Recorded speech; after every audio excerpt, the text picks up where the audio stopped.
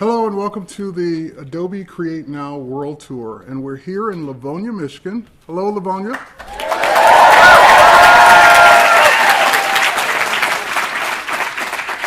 That was awesome. We're here to kick things off actually it's my last stop on the tour, and we're excited to see some of the new things and the new direction that Adobe's taken with Creative Cloud.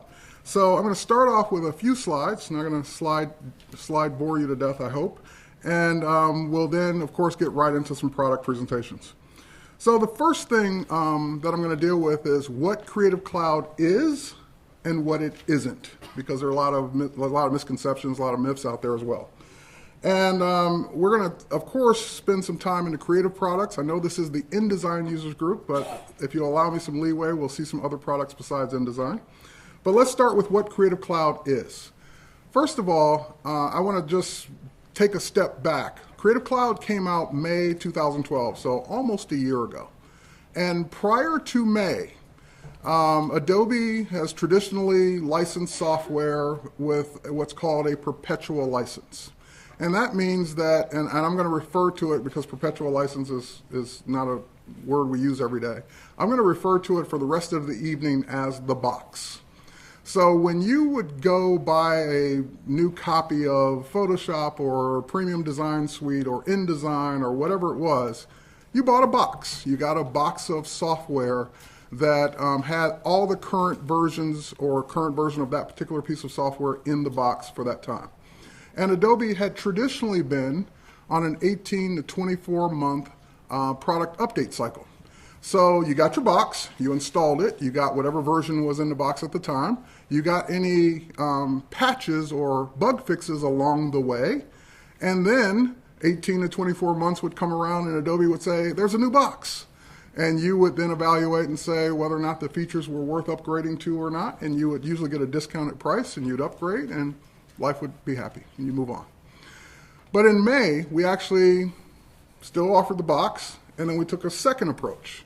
And that approach is what we're here to talk about tonight, which is the Creative Cloud membership. So with the box, you paid hundreds or thousands of dollars up front to get the box, and then of course you got a discount on the next box.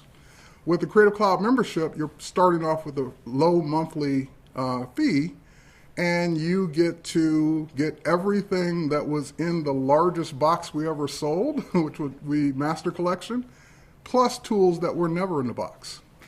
And you get to use them on either platform.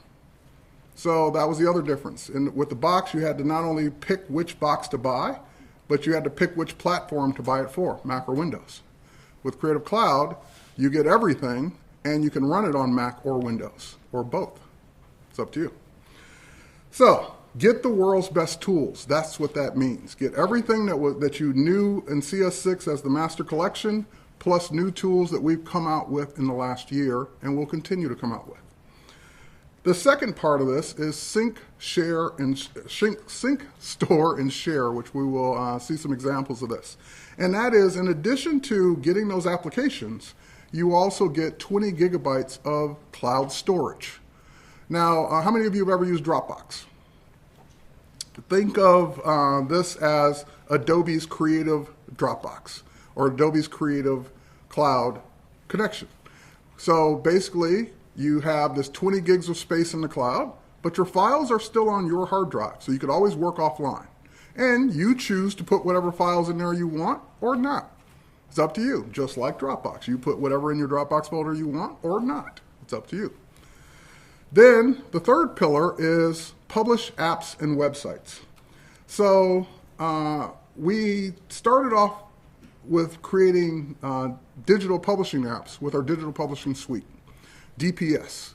So the Digital Publishing Suite was really designed for large publications. Those were our first big customers. So the Wired magazines, the Condé Nast publications of today, so the big people, the big guys. And in that case, we, of course, gave them the tools that they needed to do it with, and of course the pricing structure that we needed to do that with, because we were doing all the hosting and all the back-end stuff. And then people told us, well, wow, that's great that you do it for these big magazines. What about us? So we then came out with a digital publishing suite professional edition that was a lower price, lower point of entry. You know, you didn't have to be a huge magazine, but you did have to be fairly large to do it. And then, you know, that again, people said, that's great. What about me? Just me. I'm by myself. I'm just my publication, my little small thing I want to do. And we came out with Digital Publishing Suite Single Edition. That would be for the individual. And instead of paying thousands of dollars and have to have so many issues sold and so forth and so on, you basically paid $395 and you could create your app, put it on the App Store for the iPad, and sell it or make it free or do whatever you want. Now, the Digital Publishing Suite Single Edition, prior to Creative Cloud and still for non-Creative Cloud members, is $395 per app. So if you did an app today, $395. If you want to do a new app next week, another $395. That feature got turned on for Creative Cloud members back in September, unlimited. There's no $395. There's no I have to pay every time I do it. It's just unlimited app creation as part of your membership. So if you did the math, if you were the kind of person that needed to create a couple of apps, that pays for your whole membership for the whole year, as what it would have cost you to do just a single app alone. Then we have Business Catalyst, which is our web hosting. So as part of your Creative Cloud membership, you get up to 5 websites you can host, 5 different sites that you can host with us, or of course you can continue to host wherever else you might be hosting. And then we acquired a company right around the time of the launch of Creative Cloud called Typekit. And Typekit is a web hosting service that we now include in Creative Cloud. So those are the products, storage, and services. But in addition to the best tools, I would rank number 2 is the stay a step ahead. Because with the stay a step ahead, let's go back to the box versus membership debate. With the box, again, 18, 24 months before you see a single new feature. With the stay a step ahead as a Creative Cloud member, while the team is working on those new features for the next new box, you're getting them as soon as they're available. You're not having to wait 18 to 24 months. If a new feature is available for Photoshop tomorrow, we post it, you get that update, you can install it and use it tomorrow. You don't have to wait. So to me, that's huge because I get the new capabilities without waiting the traditional 12, 18, 24-month cycle. In addition to those, you remember it. In addition to those, training and support. We turned on, in December, exclusive training that's only available to Creative Cloud members. And of course, support.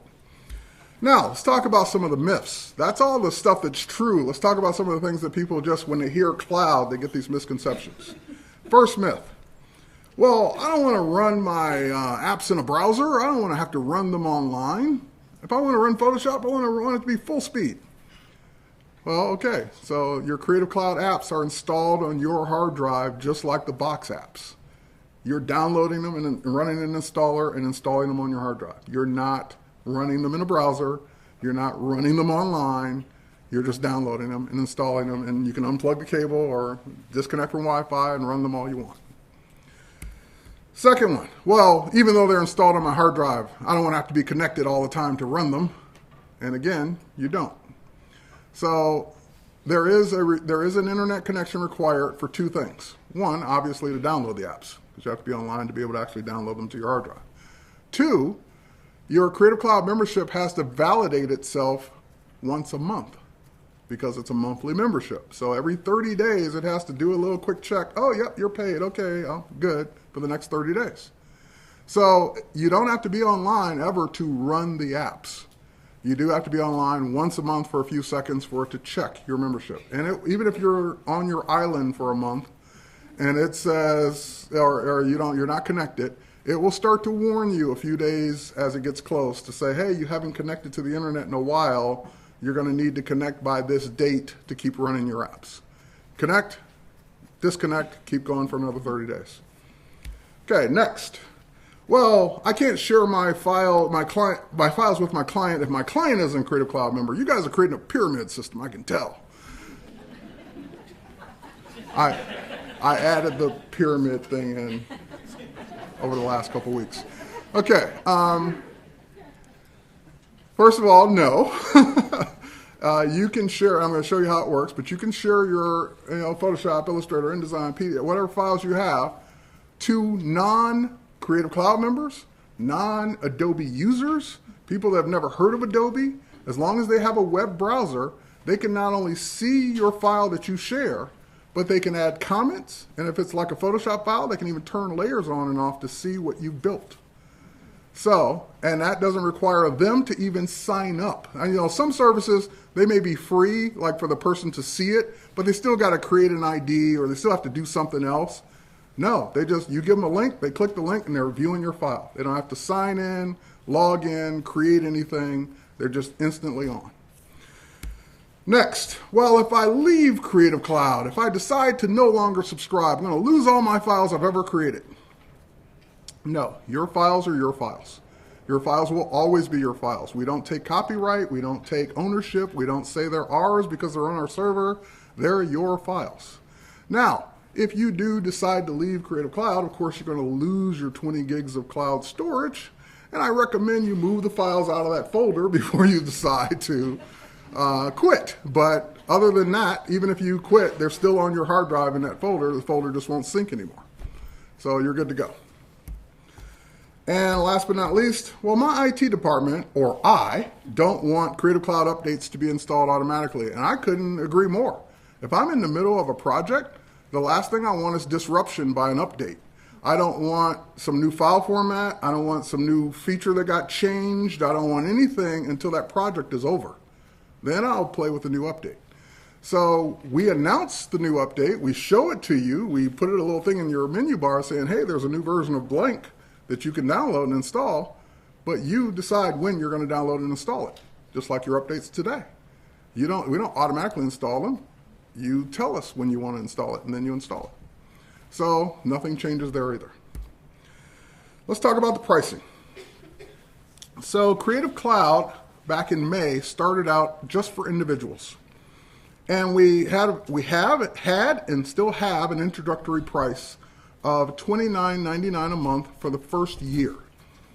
It goes up after that first year to $49.99 a month.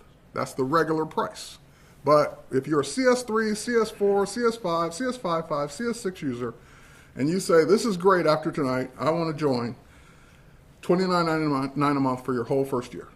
After that, then it goes up to $49. Then in December, we announced 2 more tiers, teams and enterprises.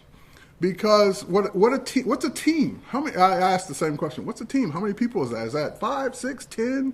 Because we're used to the box where you get a discount if you bought like 10. A team is how many ever you think a team should be. For example, if there's 300 people in this room, I could, if you all work for me, I could say, okay, everybody put up your credit cards and get all 300 memberships individually. But that probably wouldn't go over too well with the staff.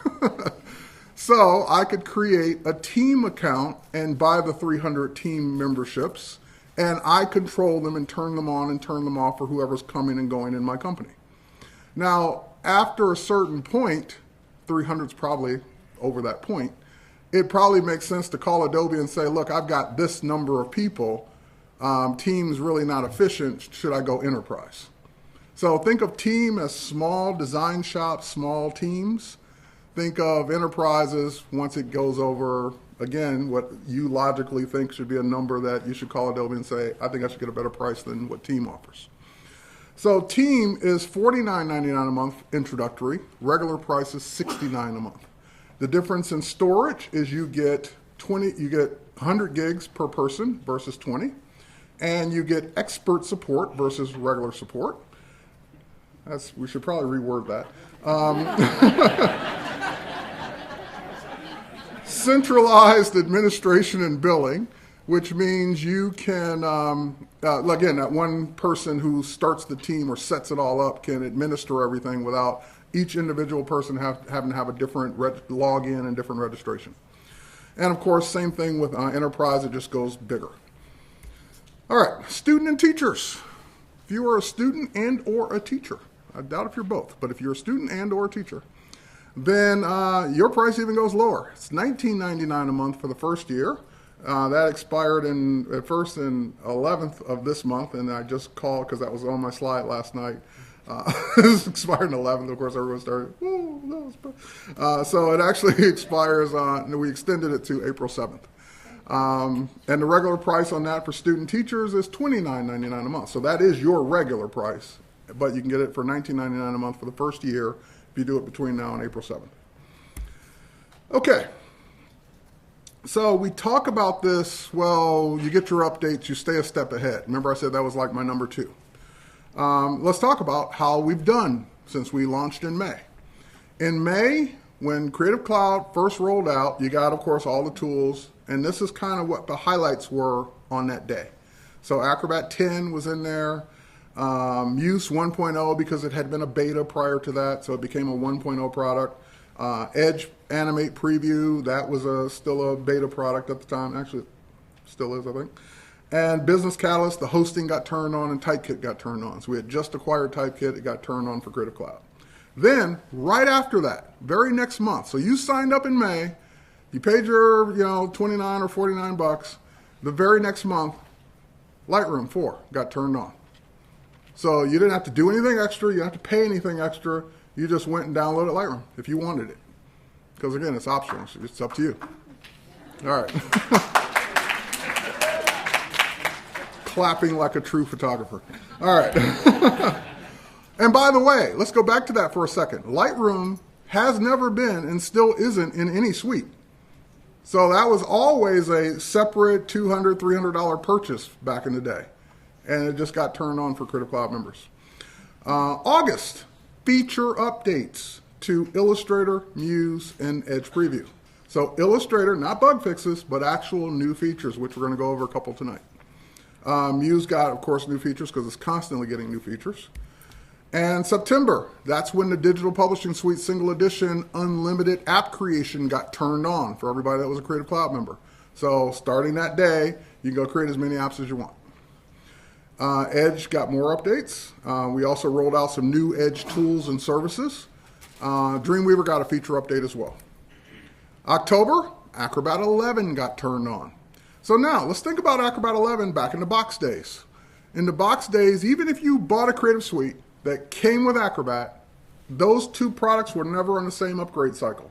So the new version of Acrobat would come out separate from the suite, and if you wanted it, you had to pay to upgrade to that new version of Acrobat, even if it was in your suite, because it was always a separate upgrade cycle. Creative Cloud members, just download and install. No extra. December was our big one. Feature updates to Photoshop, including Retina display support, which we turn that on for everybody, not just Creative Cloud members. Because that's more of a, we call that like a bug fix. It's for an operating system to make it work better. But anyway, updates to Photoshop that had features, including Retina support. Muse got more updates. We rolled out a whole new set of game developer tools that became available for Creative Cloud members. We turned on Creative Cloud for teams and enterprises. And we came out with the Creative Cloud Connection. That's the desktop version to access your storage. Because prior to December, you did it all in the web browser. Then you turned it on just like, like I said, if you use Dropbox, same thing where you actually got the folder on your hard drive to manage the files in and out of that folder. And that's when the exclusive training got turned on as well. February, we didn't stop there. Right after the first of the year, February, we got new updates to Edge, the Edge tools, and Dreamweaver, and a new Edge Reflow. That's a tool for web developers, web designers, that allows you to create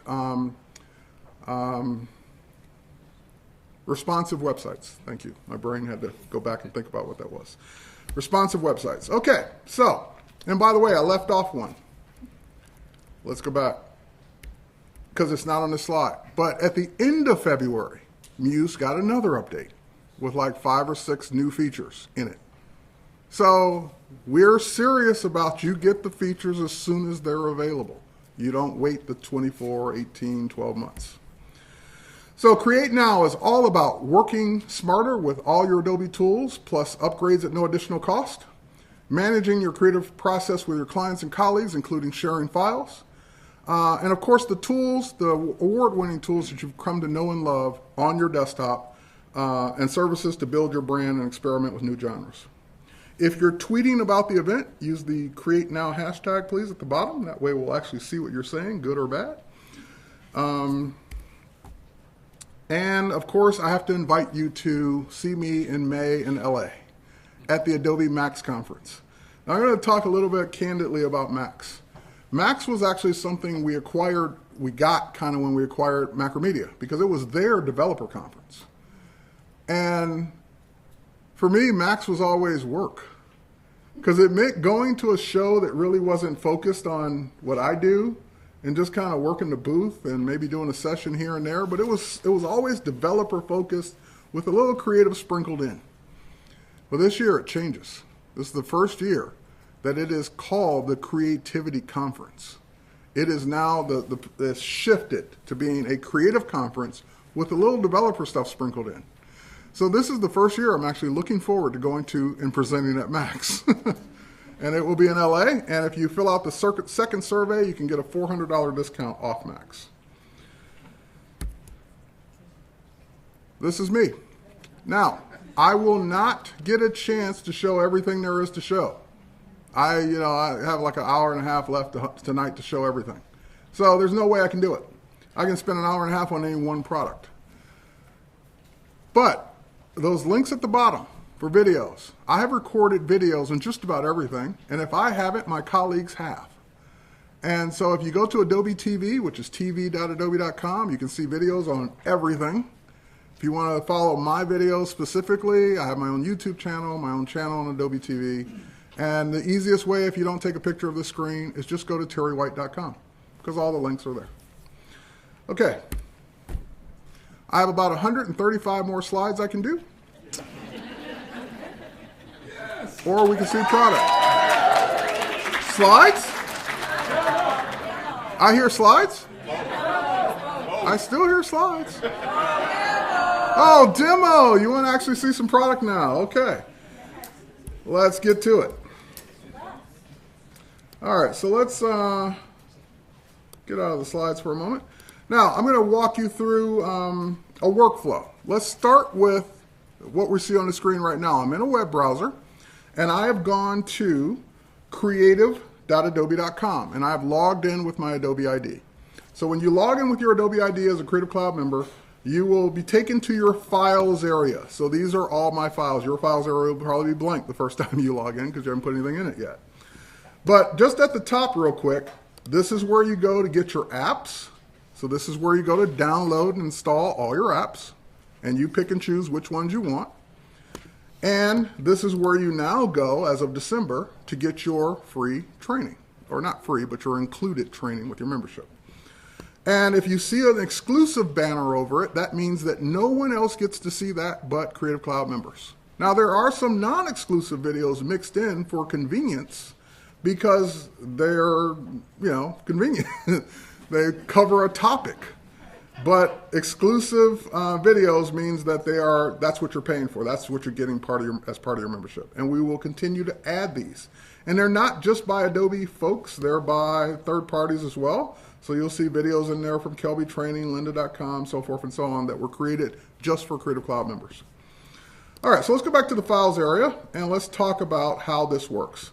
Now, prior to the December, if I wanted to add a file to my Creative Cloud, I would just drag it right into the web browser and it would start the upload. That's the way you had to do it back in the day, prior to December. All right. Today, you notice that there is a Creative Cloud icon in my menu bar on my taskbar if I was in Windows. That allows me to get to my Creative Cloud folder where I can now manage everything right off the hard drive. So, for example, let's go back to that folder and let's drag this file right in.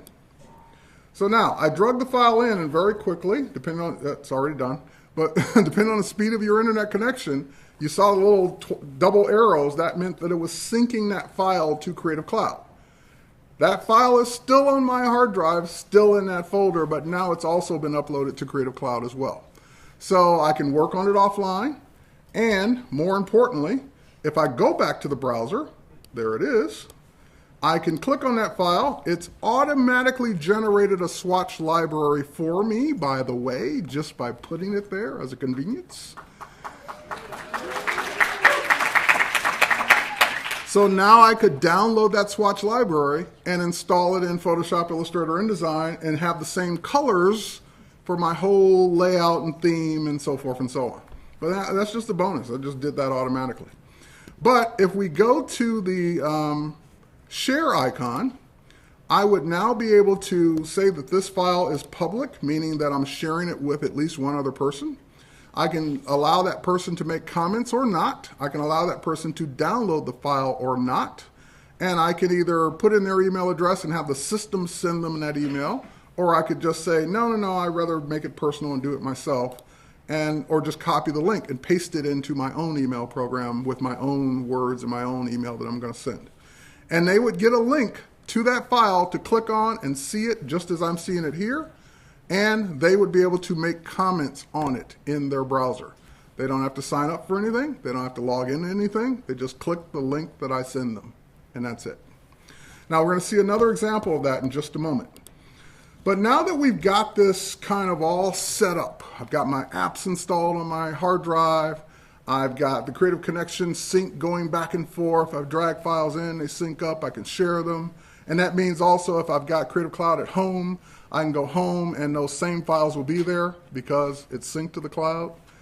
But I'm going to leave the computer at work, and I'm going to go home and work on a project. Kind of done for the day, or done for now anyway.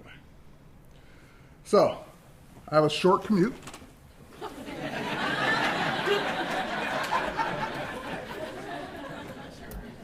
I'm home. And now that I'm home, I left the computer at work. I just brought my tablet. So let's go ahead and get the tablet going here. All right. And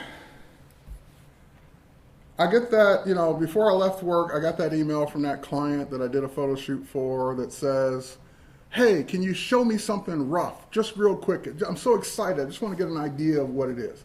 I know you've never had a client like that, but that client is so anxious to see something. And so I'm like, okay, I'm really going to do the work on Photoshop when I get back to the office, but just to show this client something now. Let's go to my Adobe folder on my iPad, and I see a couple of Adobe tools. I see Photoshop Touch in the upper left corner, and I see Adobe Ideas. So let's go ahead and launch Photoshop Touch, and let's change one setting here just to make sure that you can see what I'm doing. Okay, presentation mode is on. Great. So you see a little red dot every time I tap. So Photoshop Touch is Photoshop for your tablet or smartphone. And it's not all the power of Photoshop because just like your tablet isn't all the power of your computer. But it is, of the photo editing apps I've seen, and I've seen a lot of great photo editing apps on tablets and smartphones, the difference between all of them and this one is Photoshop. Meaning that I've invested years in learning Photoshop. I know terminology, I know tools, I know how I expect certain things to work a certain way. They work that way on my tablet. Now again, I don't get all the features, but what I do get works the way I would expect it to. So for example, let's start off with a new project. First thing it does is it gives me the ability to go grab files from my local photos, which means photos right on this device that were already here. Creative Cloud, that means the same, here if we go back out of the Touch folder, the same files we just saw, including that new picture of Gina I just uploaded. The camera, which means I can take a picture right now and use that picture. Google royalty-free search, so I can search for images that are royalty-free that I might want to try on a project. And of course my Facebook photos. So I'm going to go to Photoshop Touch, that folder I mean. And in this folder, I've got the first shot that we did that he wants to see. So I'm going to add that. So that means it's downloading it from Creative Cloud into my tablet device right now. So I can work on it offline if I choose. All right, there it is. Now before we go any further, look at this interface. Again, there are dozens, if not hundreds, of great editing apps out there on mobile devices. But what I'm seeing starts to look familiar. I got tools on the left-hand side. I got menus across the top. And I got layers on the right-hand side. Look familiar? And if I were to say, name these tools, you'd be able to name most of them because you've seen them for years in Photoshop. That's what I mean by this is Photoshop and the other ones aren't. So let's add a layer. So I go to my layers panel, I click add layer, let's add a photo layer. It takes me right back to my photos where I can grab the next photo I want to add in. Again, it's downloading that new photo because I did grab it from Creative Cloud, and it's going to layer it right on top. Now, unlike regular Photoshop, which assumes nothing, you have to do everything, this one is saying, well, I know you're on a touch interface with limited, you don't have a keyboard, you don't have a mouse, you don't have all these things, or external keyboard. I'm going to do some things for you. So it automatically just took me in a free transform because it says, oh, you got another layer. You probably want to do something with that layer. So yeah, I do. I want to rotate it. And I want to move it up here. And I want to scale it. And notice I didn't have to hold down the Shift key. You will hear that joke throughout the night. All right, so let's go ahead and tap that. Okay, so there are my layers. And let's go ahead and I want to see her on top. So let's rearrange the layers. Now she's on top. But what happened to my trees? They're totally blocked. I like that answer. They're totally blocked by her. And if I want to see the trees, I could lower the opacity, I could, change the mode, I can do whatever, but what I really want to see is her with the trees as the background. So I want to get rid of her existing background. And no, I'm not going to run back to the office. So what we're going to do is we're going to use Photoshop Touch and do some things I would expect to be able to do in Photoshop. So I'm going to go to my selection tools. Let's start with, of course, we know we have lasso and polygon lasso. Neither of those will help me today. Let's go to these tools. We have magic wand, we have brush selection, but we have this new one that's specifically for touch. We have scribble selection. So it has two modes, keep and remove. I'm going to go to keep, and as the name implies, I'm going to scribble what I want to keep. There we go. Next, I'm going to go to remove and tell it what I don't want. And that will update my selection accordingly. Takes a second to process, and there's my new selection. All right, not bad, not perfect, not bad, thank you. A little bit more there we don't want on the shoulder. And keep a little bit more here on this shoulder. And no, I can keep doing this all day long, the keep and remove, but there's a big elephant in the room. This particular person has an anomaly. She has a problem. She has hair. Because if she didn't have hair, we'd be done. This would be easy. We'd be on our way. But because she has hair, and that's always been the issue, when you make these kind of selections, that hard edge selection I'm doing, I can do that all day long. It's not going to help me. So if I were back at the office on full desktop Photoshop, I would bring up Refine Edge at this point, and I would use the processing power of Photoshop to dictate soft and hard edges of this image, and I'd be on my way. But I'm not going to go back to the office because I am in Photoshop Touch, which has Refine Edge. So let's go to Refine Edge. I can see how bad the mask actually looks now. And I can then start painting the background over the existing soft edges here and go down the back of her head there and around that side there to update that selection based on what I just did. Not bad. All right, so let's go ahead and select it. So that updates our selection. That becomes our new selection. And then what we're going to do is we're going to wait. And now that it's done, we're going to say extract. So we're just going to hit the extract on the menu, and that will extract her from the existing background. And then we can do a deselect. Now, if you look around the top of her head, not bad. Yeah. But if we look at the back of her head,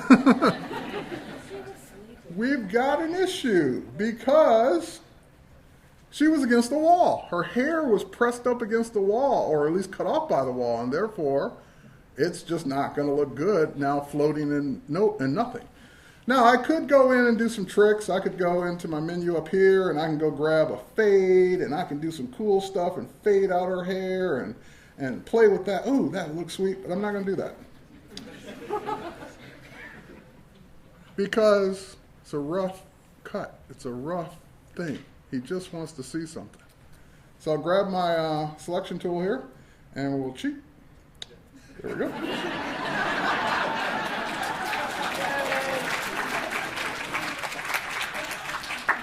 When he pays the invoice, he can see more. He can see that fade.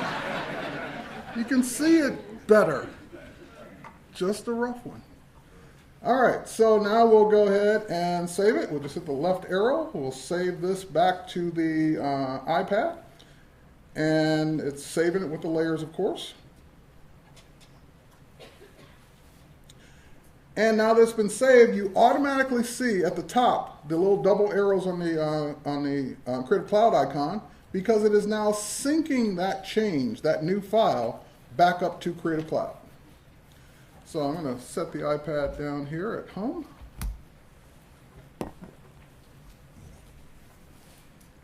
And we'll let that sync happen. Now, notice I didn't have to tell it to do it. I had sync turned on to just automatically look for new changes, look for new files, no matter where they're made, and update everything else. So now I can share that file. You see a share icon here. I can share it, save it to the camera roll, send it as a text message, save it as a JPEG, so forth and so on, and share it to him, which I did.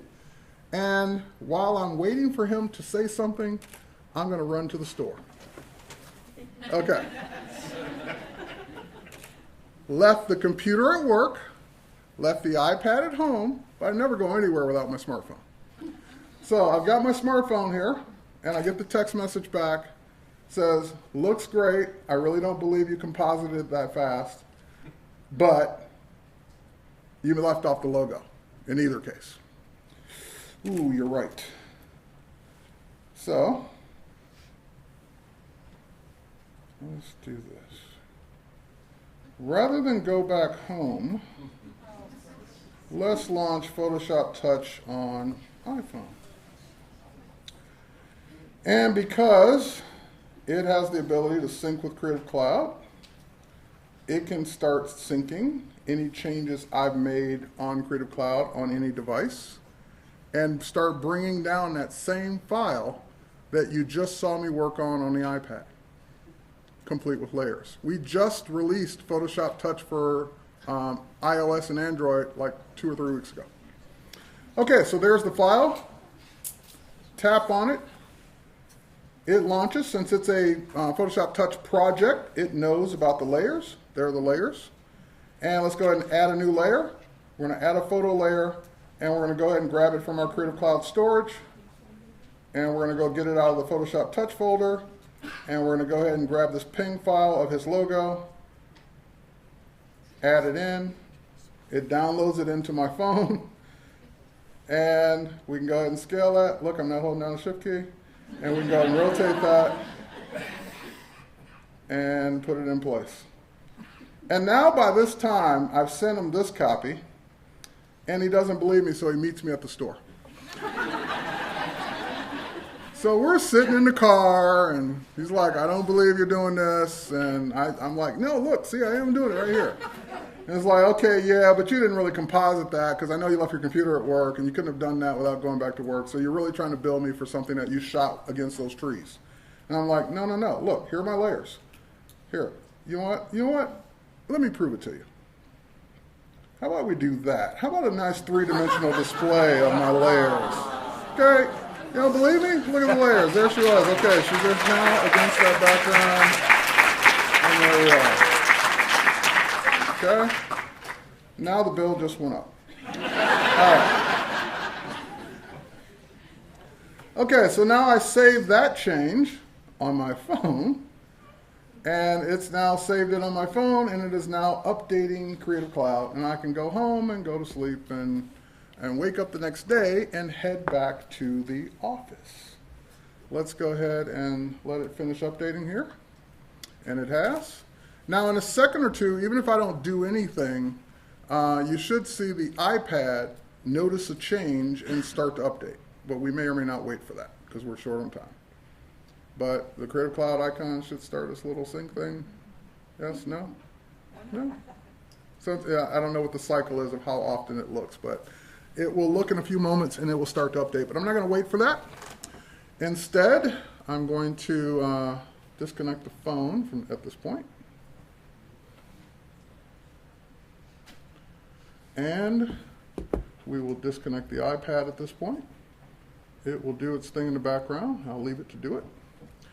And if we go back to work the next day and just refresh our browser, well, not only has it happened here, because that's just referencing what's in the cloud, but it's also happened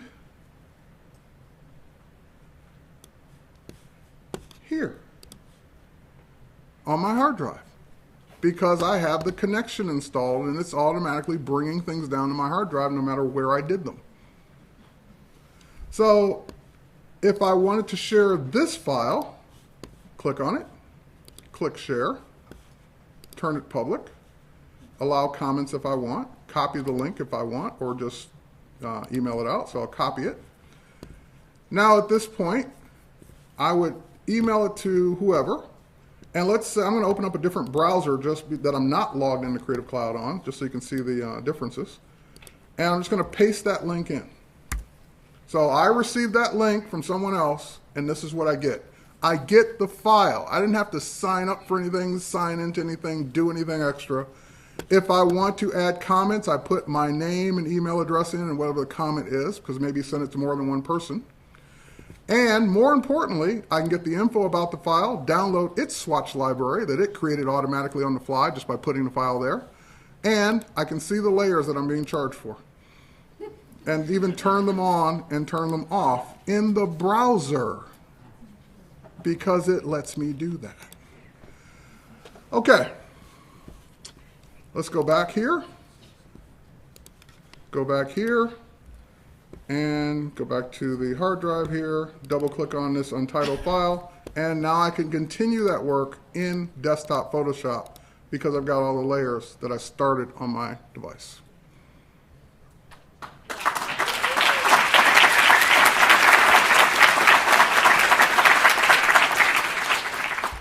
So if I wanted to move her over, and I'll keep her where she is. All right, let's go ahead, and now let's, how about a little bit more Photoshop before we break? Photoshop CS6 came out, I don't know, last year? Year before last? I can't remember anymore. And of course, it had whatever was in the box at the time. Now for Creative Cloud members, it's already seen a major update in May, which I'll go over some of those new features. But just as a refresher, because I need to see, for example, let's start this. How many of you are Creative Cloud members today? Great. How many of you are on CS6? Awesome. How many of you are on CS5.5? Good. 5? 4? 3? I'm not going to go any further than 3. Okay, so most of you are current, either with CS6 or Creative Cloud. That's great. And a lot of you are on 5.5 and 5. That's also great because maybe you'll see things that you inspire you to want to upgrade. But let's take a look at some of the new things. I'm going to show you some things that were introduced in CS6 and then some of the things that were Creative Cloud only. So let's start with the CS6 feature. One of my favorite new things is actually something that hadn't got any love in years, and that is the crop tool. The crop tool, something we use all the time, but hadn't been updated, and I can't remember when. Now, of course, the new interface still allows you to drag out a manual crop. So you can still do it the same way you used to.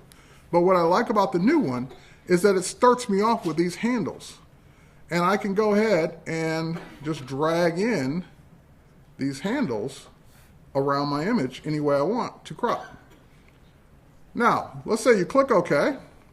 You get out of the crop tool, you save it, you close it, you send it to your client. Your client, takes a few days to get back to you, and they get back to you and say, "Oh, I see you cropped it. It looks nice, good composition, but that wall on the right-hand side, that was a color we're advertising. We really need that beige color, that orange color to be part of this image." So at this point, you're either thinking, no sweat, because I got a backup copy, I got another layer, I got something, or you're becoming a salesperson and explaining to them why they don't need that yellow wall that was in the file. But if you use CS6, you open up that file that you saved, you go right back to the crop tool, and because I had turned off delete cropped pixels, I can always come back and uncrop and give them back their wall.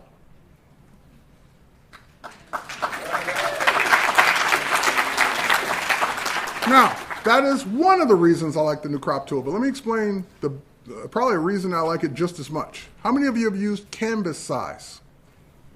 All the time, right? Because canvas size is how you add more space around your image. Top, bottom, left, right, add more space. But as much as I've used the canvas tool for as many years as I've used it, I don't like it because it makes me do math. It's one of those old interfaces that has no preview. You type in numbers, it's like a crapshoot, and you hope for the best. And I always exaggerate the numbers, by the way, just so it will give me more, and I can always crop down to what I really, really needed, rather than try and take the time to figure out how much I really need. So I haven't used canvas size since CS6 came out, because I use the crop tool instead, because I can do this. Done.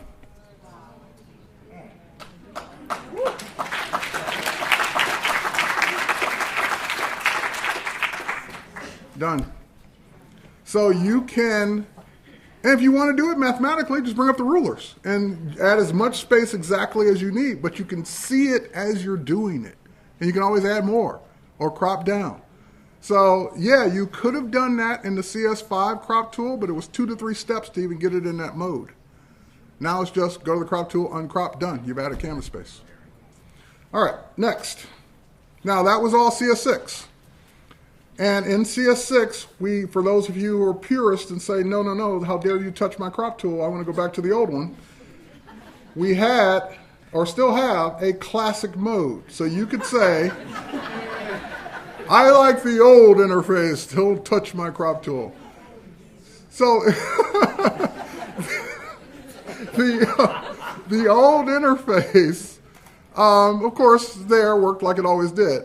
But the new interface in CS6 was missing something the old interface had. So you'd have to go back to the old interface if you wanted to do this one thing.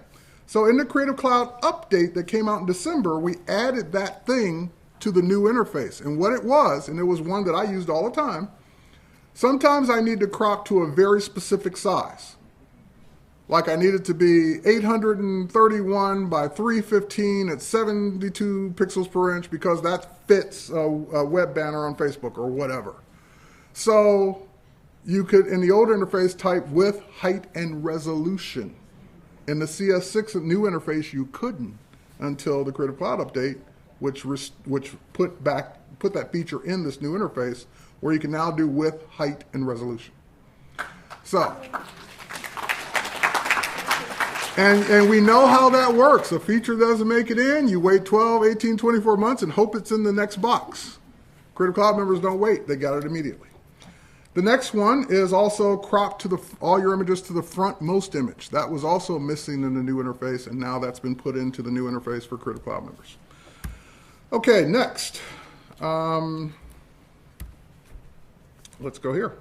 So CS6 by the way, and I'm going to jump out the bridge for a moment because I need to show this. Actually, I was in the right spot. Let's go here. So let's do this one. Let's do Retina display support. I'm just going to show, this is Photoshop CS6. Actually, yeah, that's it. That's what I want. Photoshop CS6 prior to Creative Cloud. And in order for me to see this photograph that I took, I would have to zoom in, or zoom out, or zoom in to 50%, zoom out to 50%, to be able to see the whole thing, because the resolution of that image took up more screen than I could see. But with the December update for CS6 and Creative Cloud, we introduced Retina display support. So if you have a MacBook 15-inch or 13-inch with Retina displays, just by installing that update and opening the exact same photo, and by the way, that's what I would see when I zoomed in at 100%, but with Retina display support, I see the whole thing at 100%. So that's the 100% display on a Retina display MacBook Pro. All right, so I just want to digress for that before I forgot about that update. Now let's head over here. So this is an image that the client likes and wants to use, but there are two things wrong with it. First thing wrong with it is at the very bottom right-hand corner, there's a piece of equipment that's gotten a shot that they don't want. That's called a scrim, by the way. And that scrim is there, and he doesn't want it to be there because he wants to use the shot. So back in my day, prior to CS5, I would have done clone stamp. I would have started cloning that out of there and sampling multiple sources and all that. But we've got way better tools now. So I don't use the clone stamp nearly as much. Instead, I'm a patch tool kind of guy. So I would have grabbed the patch tool, and the patch tool is great except in one instance. The patch tool works wonderfully as long as whatever you're patching is inside the image area. The patch tool is not great. It actually is not great at all when you're patching something that's touching an edge, like this is touching the bottom edge of that photo. So here's how the patch tool worked in CS5 and CS5. Let's go make a selection. Great. And now let's move this over here. And the patch tool not only didn't do a great job on the edges, it was a liar. Because it's showing me exactly what I want, but what I'm not going to get. That preview in that corner looks phenomenal. That's exactly what I want. But when I let go, that's what I get. So it lied to me. Showed me what I wanted, said, nope, I'm not going to give you that. Because it's touching the edge. If that were anywhere else in the grass or anywhere else in the sky, whatever, would have worked fine. So let's undo. I remember asking an engineer I saw in passing, if you can show it to me in the preview, how come you can't give it to me?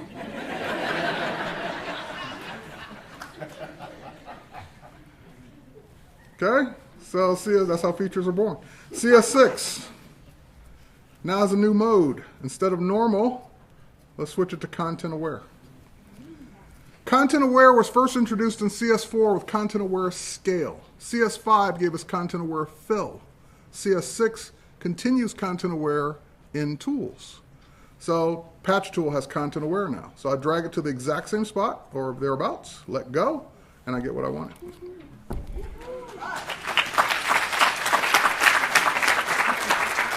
So we fixed client problem number one. Client problem number two, they're a fashion designer. They're focused on the red dress this month. They want the red dress girl to be in front, over on the left. Red dress girl, unfortunately, isn't on her own layer. We don't have a red dress girl layer to magically move her over on. And nor do we have budget to go reshoot it. So we're going to do this. Going to use some Photoshop CS6 magic. First of all, we need to do at least two steps. We need to make a selection. So I'm going to use quick select and just do a quick selection. That's what it's for. Don't forget the hands this time. Make sure we get the head. Okay, good. Now, the tool, actually, the next tool I'm going to use works better when it sees a little bit of the background. So I'm going to go ahead and select, modify, and expand. And we'll expand it by 4 pixels. So now it sees a little bit of the background. And now, in CS5, I would have not expanded. I would have duplicated onto its own layer, moved her over, great, then gone back to the background and filled it in with maybe content-aware fill, and hope that it worked. In CS6, I have a new tool called Content-Aware Move. So I switched to Content-Aware Move. Again, no extra layer, no extra anything, nothing up my sleeve. We pick her up. Whee! You have to have fun at work. It will freak people out. Office is totally silent. Whee! Have a good time. Why not? You got to do it anyway. So we put her where they want her to be. We let go, and we're done.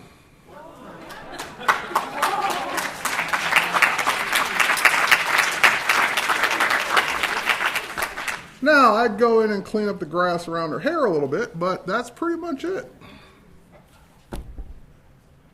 Content-aware move. Whee! Now, like you, I didn't believe it.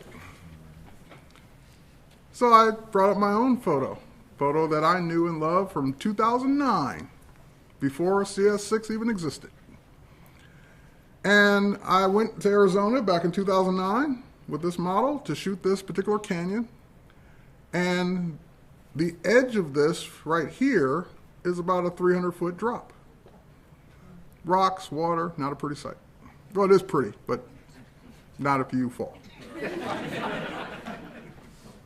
And there's no security guard, security rail, advisor, friendly guide, magician. There's nobody there to say, hey, don't get too close to the edge, and it's windy. There's nobody there to say any of that. You get to the edge, you fall over, you're tomorrow's news. That's it. So I had her stand way back here. Didn't want to lose a friend, didn't want to fill out a police report, none of that. I don't care how you try and explain that. I was back here taking a no, So you stand way over there. If you fall, you hurt your knee, but you don't fall over the edge. So, okay, let's go ahead and zoom in a little bit here. Let's go to our, same thing, we'll go to our quick select tool. We'll do a quick selection. That's pretty much it. And now we'll expand that selection out. Select, modify, expand. We'll do this one by about maybe 6 pixels. Click OK. And content-aware move. Whee! And let go. Done. And again, I've grabbed a little too much there, so I fix that a little bit or do it over, because I can probably do it over and faster. And I can see a little bit of what it left over here. So let's go to our patch tool. And I would probably patch this. And I would probably patch that. And I'd clean up this a little bit and kind of either clone that over, or I'd probably redo it and wouldn't do 6 pixels, but that'd be faster. But there you go. Not bad.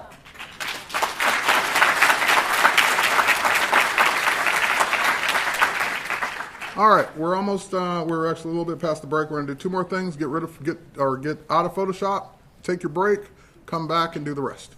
All right, so last couple things. I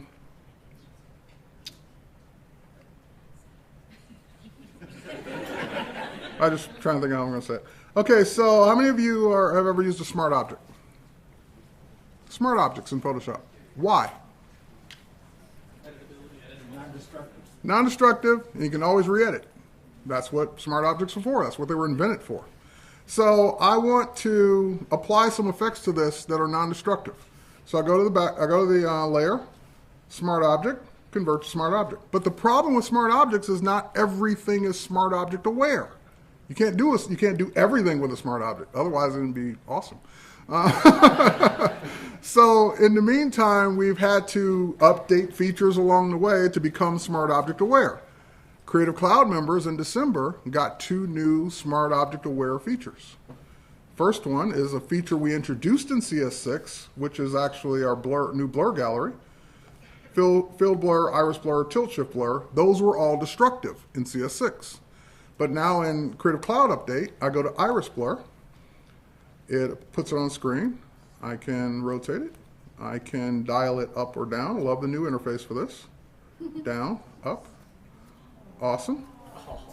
But now when I click OK, in CS6, if you didn't make a duplicate layer, duplicate file, whatever, you save this, those pixels are permanently modified. CS6 Creative Cloud update, it's now a smart object. I can not only turn it off or delete it, but more importantly, if my client said too much blur, too little blur, even with a duplicate layer, you'd have to start over because you wouldn't be able to get back to the same setting. I hope you remember what you set it on, because if they say too much, you got to start where you left off to add more or take off some. So now I double click, I'm right back to where I was to adjust it without me having to remember what number, write it all down, what I did to do it over again. All right, so that's one. And the next one's even bigger because you kind of say, well, you came out with that one in CS6. That one should be smart object aware. But this next one was never smart object aware, and it's been there for years. Liquify. Liquify has always been destructive, and it's been there for years until now. Filter, liquify. Why do we use liquify? Well, let's first of all make our window bigger because we can. And let's go ahead and grab the zoom tool and zoom into the sleeve. Oops, whoa. Okay, 64-bit fast. A little too fast. Zoom out. There we go. All right, so the designer doesn't like that little poke of the sleeve sticking out there. So that's what we use liquify for. We go to liquify, we use a brush, and we just kind of tuck it in. Beautiful. You will never look at fashion the same way again. You will never excuse wrinkles. You will be like, you could have fixed that. Even if you didn't iron before the shoot, you could have fixed that. All right, so we click OK. We actually click OK. And that is now something I can turn off, turn on, and get right back to where I was when I made those changes. So, smart object aware, liquify, blur gallery filters. But, wait, one more thing. It doesn't stop there, because Photoshop CS6 introduced the ability to edit video. And so I've just opened up this video in Photoshop, and I can play it. Okay? So, now it doesn't play back, you know, it's not Premiere, so it doesn't play back in real time all the time, depends on what it is and how fast your computer is. But the point is, I'm editing this video in Photoshop because what's a video? Hundreds or thousands of still images. What's the best still image editor? Photoshop. So before you ask, what can I edit or do to a video in Photoshop? Ask yourself, what can you do to a still? Then that answers your question. Run a filter, crop, add layers, add a logo, colorize it, whatever. All the stuff you do to a still, you can do to a video. Cut it, add transitions, whatever you want. So now that means it's also, here, let's delete these. Smart object aware. So it's already got a, it's already been converted to a smart object. And that means if I go to my filter menu, go to blur, go to tilt shift blur this time, and tilt my blur, expand it out.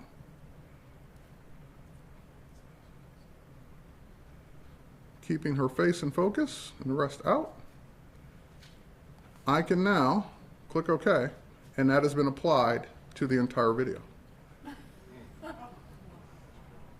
So not only can I do the edits I would do, but I can also think like Photoshop and edit the video. I'll see you back in 10 minutes.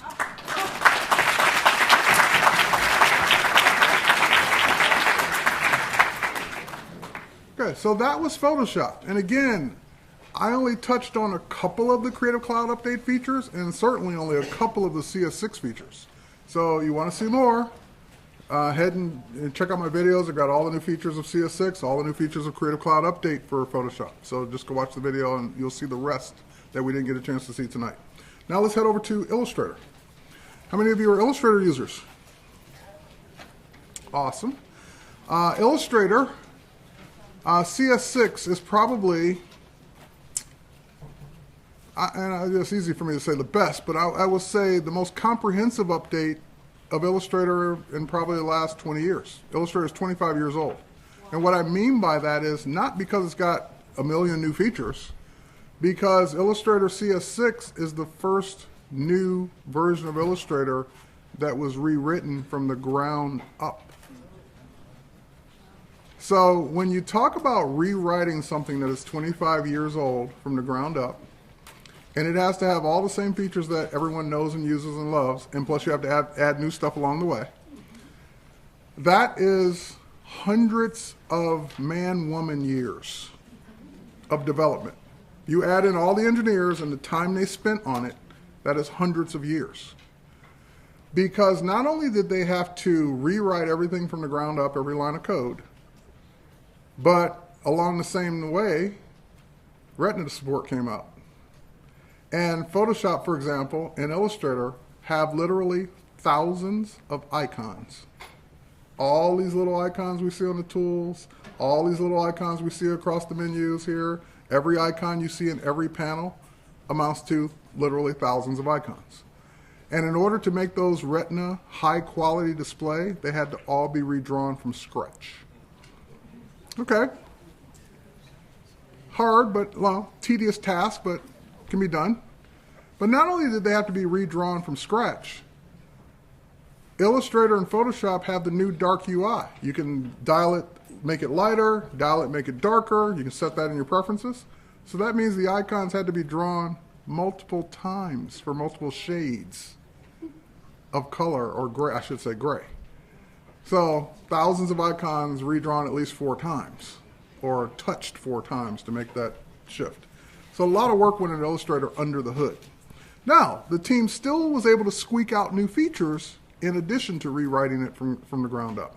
So let's talk about that. In CS4, we addressed the most long-standing feature request for Illustrator that I can remember. CS4, what was it? Artboards. People refer to it as multiple pages, but artboards. That was the #1 most requested feature for as many years as I can remember being with Adobe, which is 17 years. So we did it, CS4. CS5 gave us the artboards panel with enhancements. CS6 gave us more enhancements to the artboards panel. So the artboards just kept getting better. This is one I like to joke about. If we go to the artboards panel here, that's not that, that's not it, it's right here. And of course we can tear that off and we see our artboards listed. And now in CS6, you can double click and name an artboard.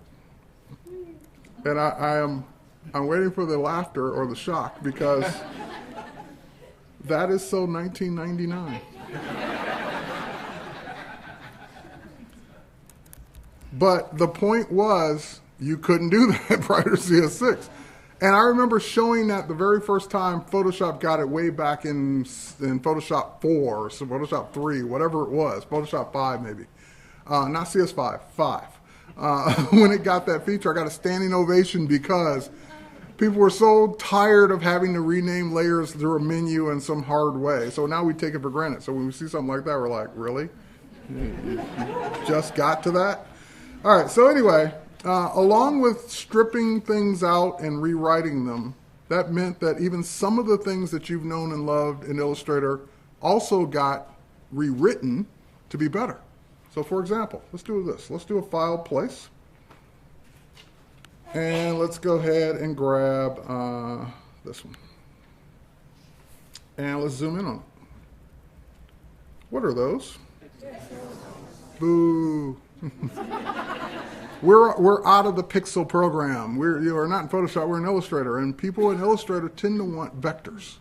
Now, it's okay to place a pixel image and print it and make it part of your design. A photograph, that's what you'd want.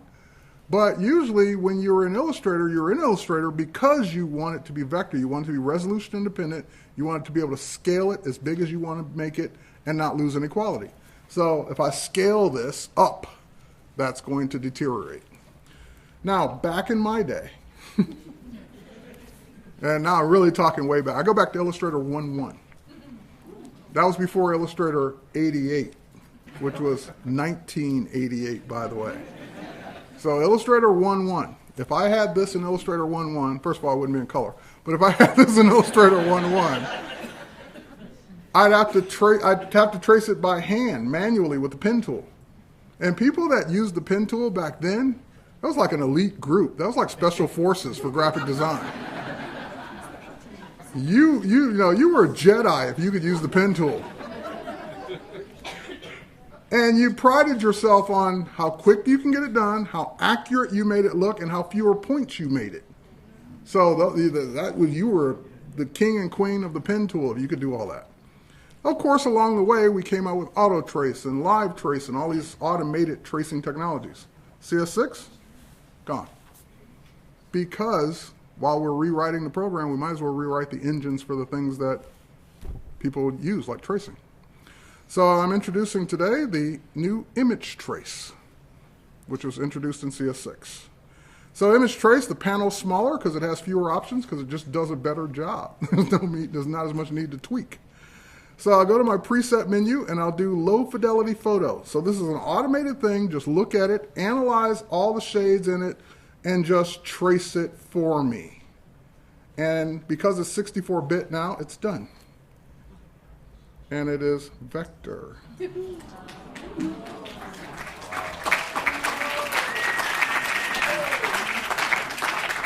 But not only did it trace the shape, look at the shades at the branching.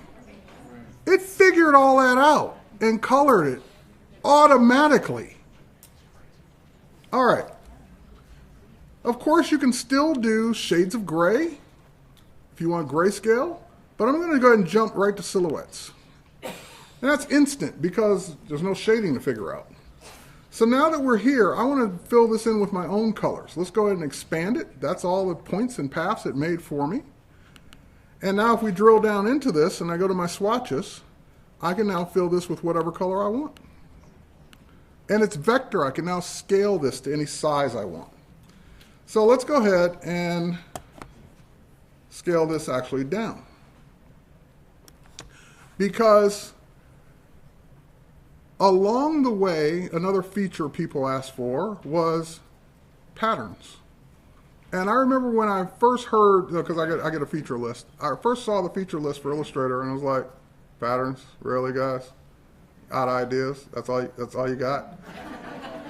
Because I know, see, she says, oh no, that's great, because I'm in my Photoshop mentality, where Photoshop's had patterns since the 90s, and of course they're horrible, but it's had patterns since then. And that's why I'm thinking, like, why would anyone care about patterns? But vector patterns, big difference. Patterns are used everywhere in design, web design, the back of your website's patterns, your carpet, your clothing, everyone has patterns all around them. So to be able to do patterns, real patterns in Illustrator is huge. So I got a big education in patterns, and I totally recant everything I ever gave them crap about on the team. All right, so now let's take a look at the new pattern making interface. So object, pattern, make. It's interactive. So for example, if I select this and duplicate it, my pattern updates. If I scale this down and give it a different color, my pattern updates. Let's not give it that color. If I rotate it, my pattern updates. If I scale it down again, my pattern updates. If I duplicate it again, rotate it again, give it a different color again, change the opacity because I can, it updates. If I duplicate it again, perhaps introduce a new object if I want, it updates. And here's a feature that people always wanted in Illustrator but never asked for by name. People wanted Illustrator to be faster. Prior to tonight, prior to CS6, I was never able to say Illustrator and speed in the same sentence. But because Illustrator's been rewritten from the ground up and is now 64-bit and takes advantage of the RAM you have and so forth and so on, this entire process for the first time, Illustrator is now mocking me. It's now saying, is that as fast as you can think? You can't come up with a better concept faster than that? Because what we've not seen is a progress bar. It has done it as fast as I let go of the mouse. It's done. Pattern updated. It's waiting on me. I'm too slow. So it's probably saying, do you need a progress bar? Should I give you some time to think? Okay, so there's my pattern. I didn't say it'd be beautiful, but there it is. So let's say done. Pattern making interface goes away.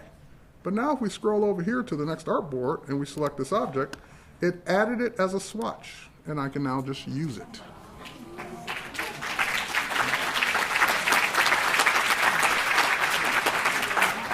So patterns in Illustrator are huge. Now let's do, that was CS6. So the tracing, the patterns, gradient strokes, and a whole bunch of other things I didn't get a chance to talk about. 64-bit, dark UI, all the things we see. But now Creative Cloud Update comes along, and I think that was the September one. So we did artboards, we did tracing, we did speed, we did all the things people ask for. What's the next thing people ask for? Package. Exactly. I got that question after artboards. That became my next #1 question. Everybody would ever ask me every time I do an Illustrator presentation. Can you package InDesign or Illustrator files like you can with InDesign? And my answer had always been, well, no. Sorry. But now, if you're a Creative Cloud member, you don't have to wait for the next box. File, package. Save. Interface comes up, asks you where do you want to package this all. It will copy the links, copy everything, the fonts, create a report, package. It will give you the font warning saying it's illegal to give away fonts. Click OK. And it's done. Show me the package. There it is. There's a folder on my hard drive with the Illustrator file, with the text report, with all the links that make up that image, and all the fonts necessary to print it.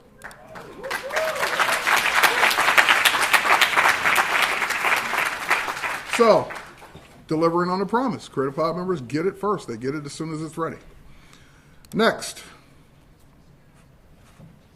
InDesign. Now, I've been here showing InDesign. My colleague Sheeta has been here showing InDesign. You've had InDesign to death. I know you've seen InDesign before. So I'm going to really concentrate on one aspect of InDesign, and that is the Digital Publishing Suite Single Edition. All right. So in InDesign CS5, we got the ability to have multiple page sizes and orientation in the same document. That really laid the groundwork for CS6 in digital publishing, because when we publish to these devices, we don't know if the person's going to open up the publication this way or this way. So we have to be able to create the publication in both orientations or lock them into one, but most people on a tablet now expect it to rotate. So with that said, in InDesign CS6, we gave you the ability to have multiple or alternate layouts in the same file, as well as a liquid layout feature that helps you design those multiple layouts faster. And now let's go ahead and take a look at this spread. And in order to really see it, we're going to look at it as the app and then show how it was built. So let's go here. Adobe folder. At the bottom right-hand corner of this folder, there are 3 icons, starting with Alice Ritter, TWP Portfolio, and TW Gift Guide. All 3 of those are apps running on this device that InDesign created, or I created with InDesign. Now, the last one is my holiday. I do an annual holiday gadget gift guide. I'm a tech guy, so I blog about stuff all the time. And I usually make recommendations for holiday gadget gifts. And prior to last year, I'd always done it as a website or a PDF or something that people could go to and look at. And in addition to those this year, last year, I did it as an app. So I do these things because I want to see what customers go through. So I went through the whole app building process from scratch, building my own app and putting it on the App Store as a free download so I could see what customers have to do this. So if you were to go to the App Store on your iPad right now, you can go download this last year, but you can go download the Terry White Holiday Gadget Gift Guide and see it for yourself. But in the meantime, let's launch the Alice Ritter app. That's the one we're going to work on today. So it opens up. We saw a splash screen. Then we see this, looks like a video. It then goes to a static screen. And then at this point, your user hopefully knows to swipe because we're not telling them. And, and I'm making that as a reference because depending on the app you're building, most people know if it's a magazine to kind of swipe left and right, but if they don't know, you got to kind of tell them. All right, so, and again, I opened it wide, but I could have gone tall, and they see it tall. And it will render, there we go, and we can go up and down. There's a click to play the video, because if it didn't say that, what would I think? It's a picture. It's a picture, so you got to let people know that that's an actual video. And when I tap it, it actually plays the video. Okay. Oops. And next spread, so forth and so on. And again, at any point, they can turn it and go the other way. So that was all built with InDesign and is running as an app, and I could submit this to the App Store if I wanted to. Now let's go ahead and get out of it. And let's go back to InDesign. And let's start with that opening animation. Now I said it was a video, but really it was not a video per se. Let's explain how it was built. So let's go to, we got the tall version already there. Let's go to the wide version. Let's create a frame.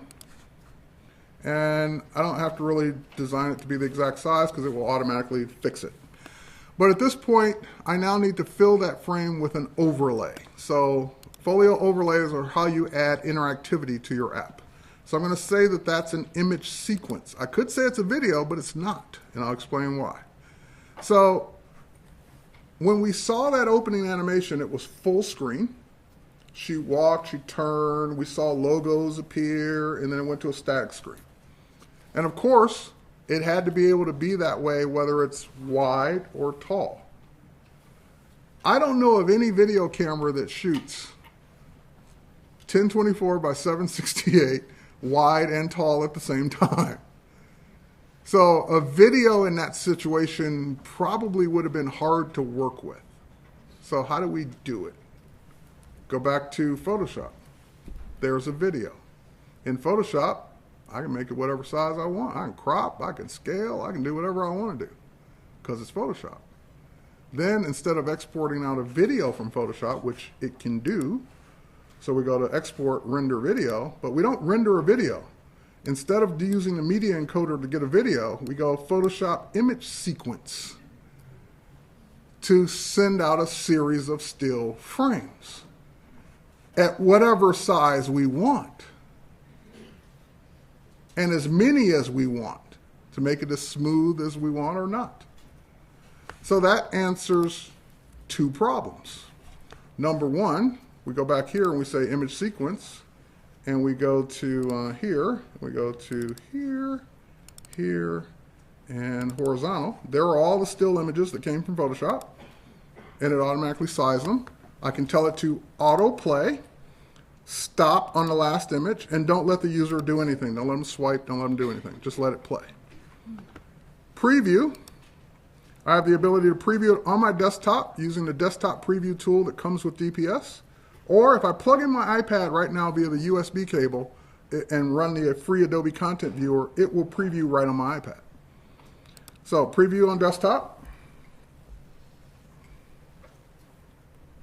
It's building out the folio quickly. And when it's done, it'll launch the desktop preview tool and show it to me.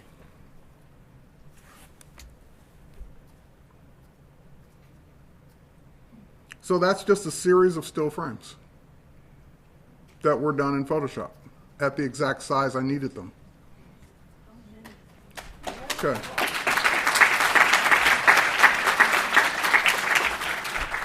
Question was how many? Well, it will be determined by how many frames per second you tell it to do. All right, next. Let's go to the next InDesign document. So here we actually do want, now I said that solved two problems. One, I already told you what it was. It solved the dimensions problem. What's the second problem it solved?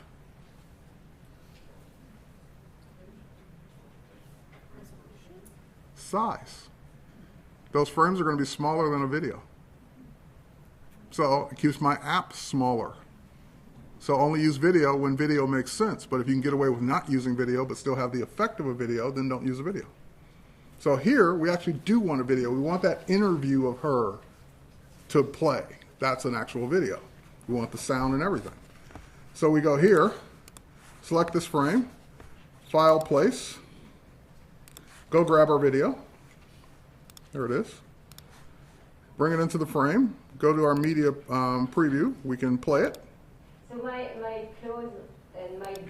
Okay, stop it. We can say that we want that frame right there to be the poster frame. Done. But here's the problem. When someone sees this in your app, what are they going to do? Scroll right past it. Because they're just going to think it's an image. They're not going to know to tap on that to play a video. So we have to tell them.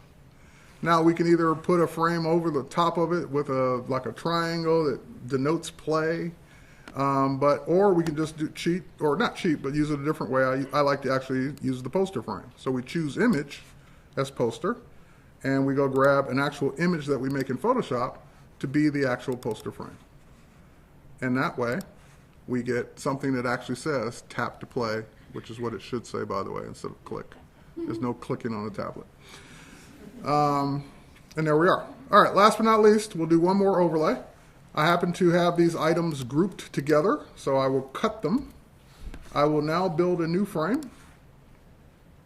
And what I want to do is I want to only show that area when they pull it up, because maybe I want to put something else to use that space behind it. So I'm going to create this frame, and I'm going to now take the thing I just cut, edit, paste into, to put it right back inside the new frame. Now that it's inside the new frame, I'm going to go ahead and position it where I want. Just pull it down. And I want to make that a sliding tab. Just showing a little bit of it so they know something there. So they pull it up. So that's an overlay, folio overlay, scrollable frame. Vertical, hide the scroll bars. Use the document's current position of where I put it to start. Preview. Builds the folio for me to look at.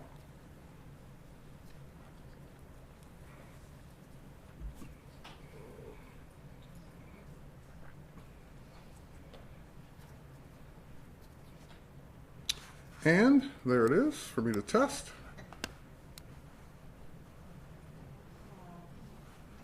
First time you make one of these, you're going to pull it up and down about 30 times.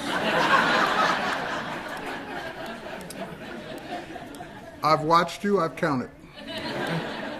You're going to drop it, you're going to flick it up, you're going to flick it down, let it fall. You're just going to play with it until you get it, until you're happy that it works. You're just going to be in amazement that you got it 30 times. Okay. All right, so anyway, here's my InDesign files, and I would just keep doing this. Of course, then once I build one layout, I'd build the alternate layout, which has been done here without some of the things I just did, but it's done. So here's the tall version with the video. Here's the wide version with the video. Just keep making your alternates. And now it's time to actually build the app. So at this point, I'm going to close this version that I keep unfinished. We'll save this version. We'll open up number 2, which is finished. There we go. And now we'll go ahead and build our app. So how do we build an app?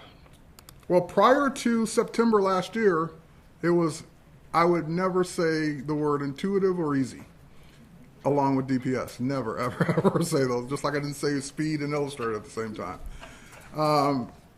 But now it is actually much easier. All right, so now we're going to go ahead and build the folio. So we're going to say create new folio, and we're going to call this one Alice Ritter Detroit. And we're going to say that it has both layouts, and we're just going to click OK.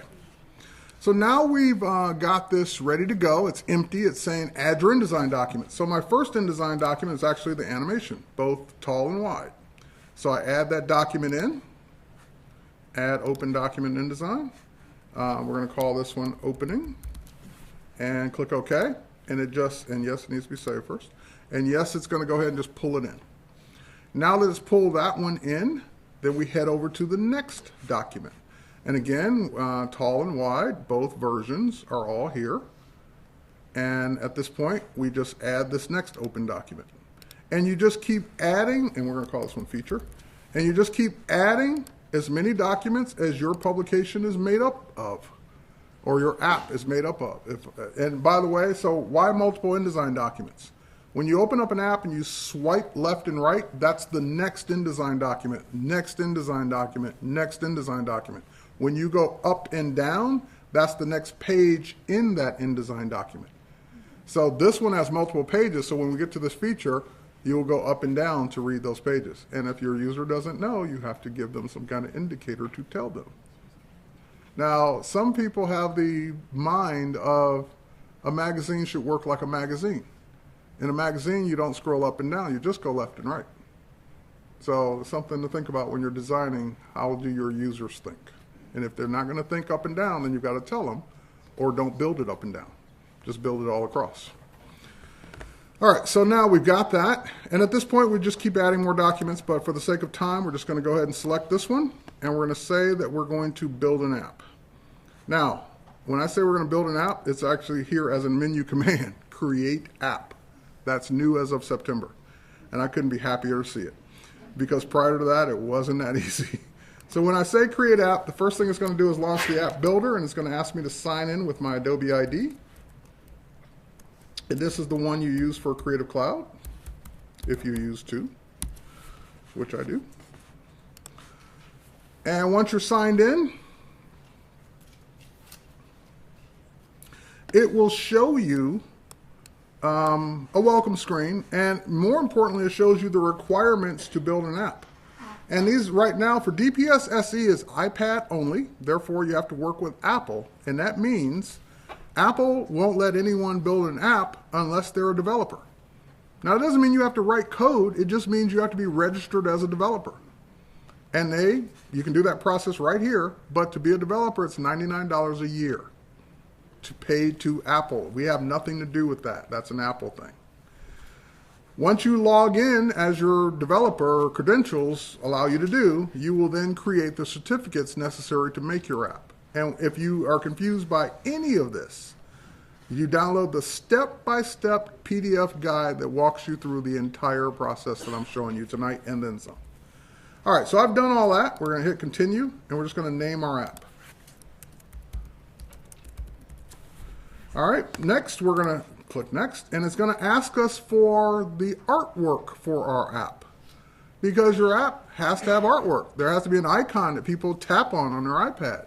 When it loads, there has to be a splash screen, and all of that stuff has to be built at different sizes and resolutions and different orientations.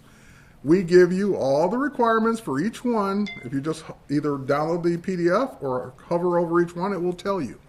So I'm not going to bore you with all that right now. I'm just going to go grab them. So I've got them here and here. And we're just going to go ahead, jump over, and put that folder there. All right, so now I've got all these icons, splash screens, whatever. I have always had an appreciation for the work that engineers do. But I don't think I've ever said I love an engineer until I saw this feature. Because instead of me having to click and click and click and opening up each one and go find the proper graphic, some engineer who I love let me do that.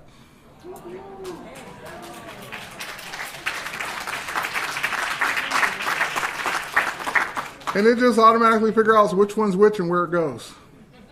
And I have to do it twice because that's standard definition, and I built the Retina display ones too. And it doesn't care, it just knows which ones are which, and it pulls them into the right spots. I love you, engineer, if you're watching. I love you, whoever you are. Okay. All right, next. Now it wants the Apple stuff. It wants the stuff you logged on as a developer, your provisioning certificate, your development certificate, the stuff you went and created on Apple's site. And I've got mine here. Okay, next. That's it. Create app. So once you click Create App, it will go to the Creative Cloud app building queue and start building your app in the cloud, and then allow you to download it when it's done. All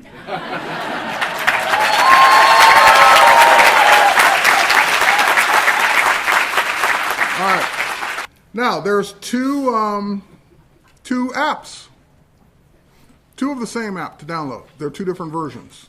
The first one is the IPA file that you download for your own testing and benefit. You click, download that, it gives you a file, you drag that file in iTunes, plug in your iPad, sync it to your iPad. Tap on it, play with it, do everything you built that app to be able to do. Slide the thing up and down 30 times, play your videos, test both orientations, read it, proofread it, test everything you want to test. Make any changes, upload a new app. But basically, keep doing it until you're satisfied that the app is right. Once the app is right, you can either be done and be happy you have your app on your iPad and you can show it to other people and use it for whatever you built it for. Or if you want other people to be able to get it, then you download the distribution IPA file. This is the one you actually then log into your iTunes Connect, which is Apple's developer thing, to submit the app to the App Store. You put your description in, you set your price, you put your screenshots in, you say when you want it to be released after it's been approved, if you're targeting a certain day.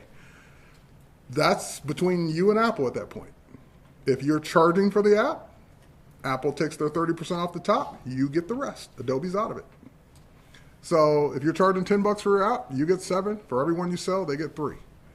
So really, in addition to being cool and that I can do this, we're enabling individuals to be publishers directly. Because if I go through the trouble of writing my app, my thing, my guide, my whatever it is I'm making, and I sell 100 copies, I start profiting immediately. I don't have to pay a publisher up front. I don't have to have something printed up front. I don't have to do anything but just start promoting it and selling it. Now, if you're not into selling it, of course I can put it up there and tell Apple like I did with my gift guide, no, there's no price, it's free. Nobody gets anything. Apple doesn't get 30%. Apple does get 30% of nothing. So, but the point is, it's free at that point, so there's no more financial obligation. So that is how you build an app with InDesign. Now, we are over time by a couple of minutes, but I am going to spend a couple more minutes, if you will allow me, to show you Muse. All right. I've got all night. It's up to you. Let's head over to Muse. Now, I always start my Muse presentation this way. How many of you are professional web developers? That is how you earn your living. Okay. Keep your hands up.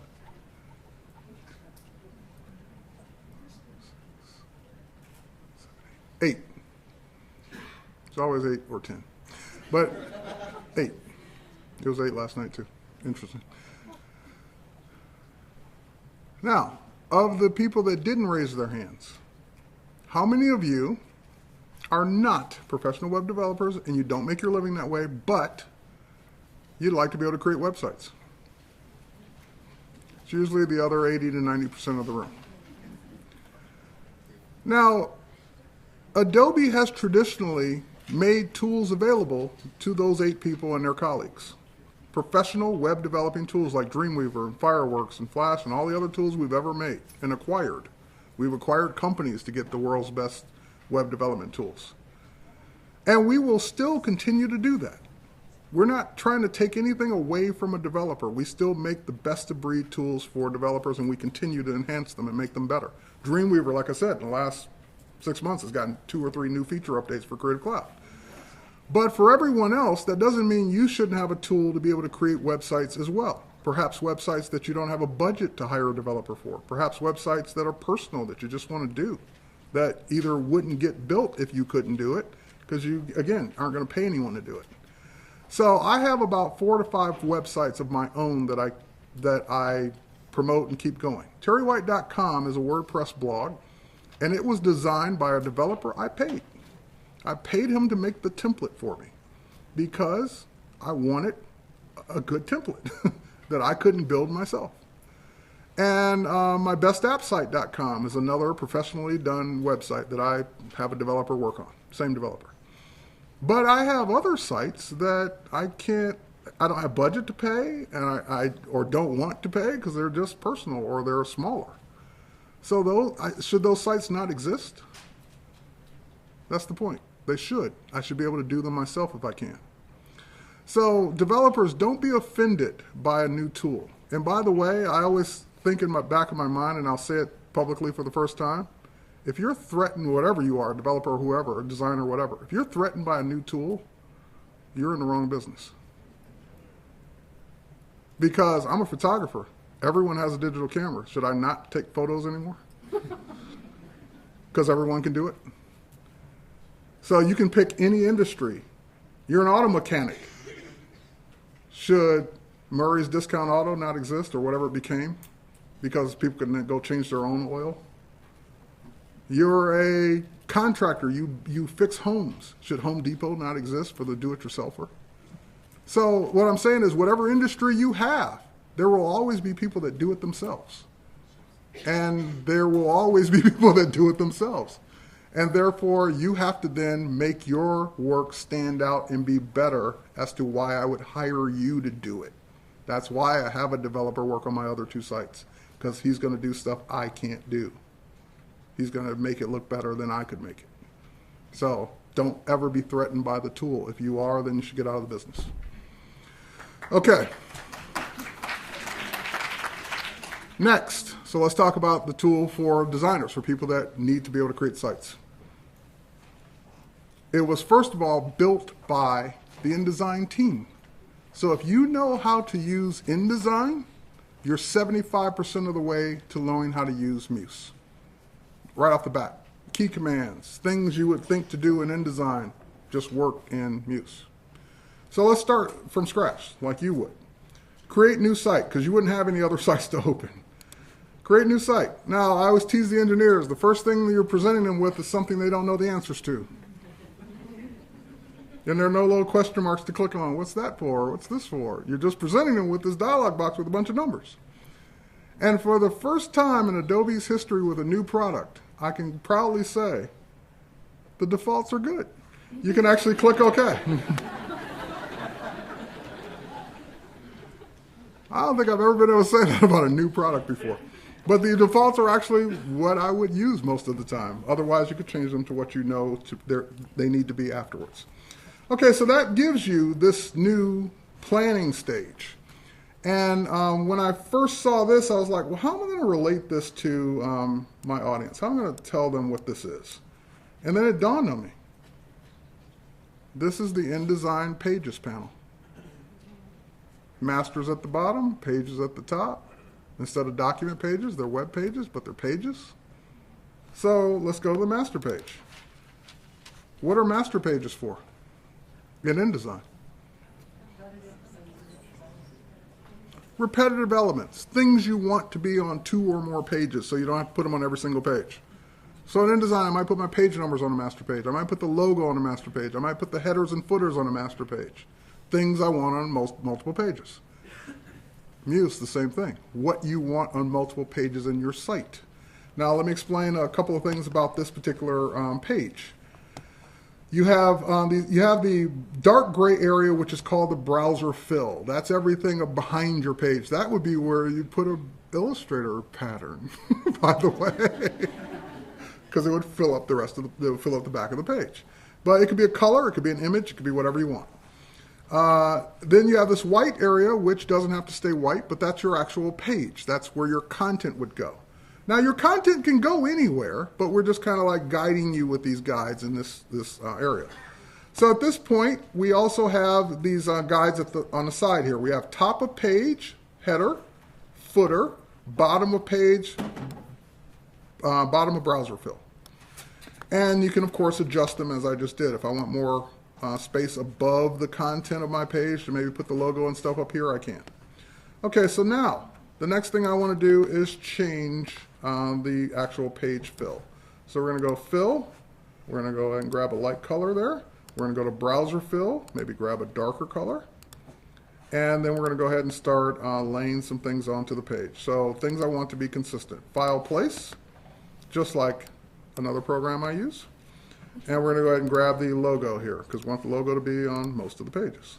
And again, not holding down the shift key, not holding down the shift key. New modern architecture program, imagine that. Don't have to hold down the shift key. Okay, I can put that anywhere I want.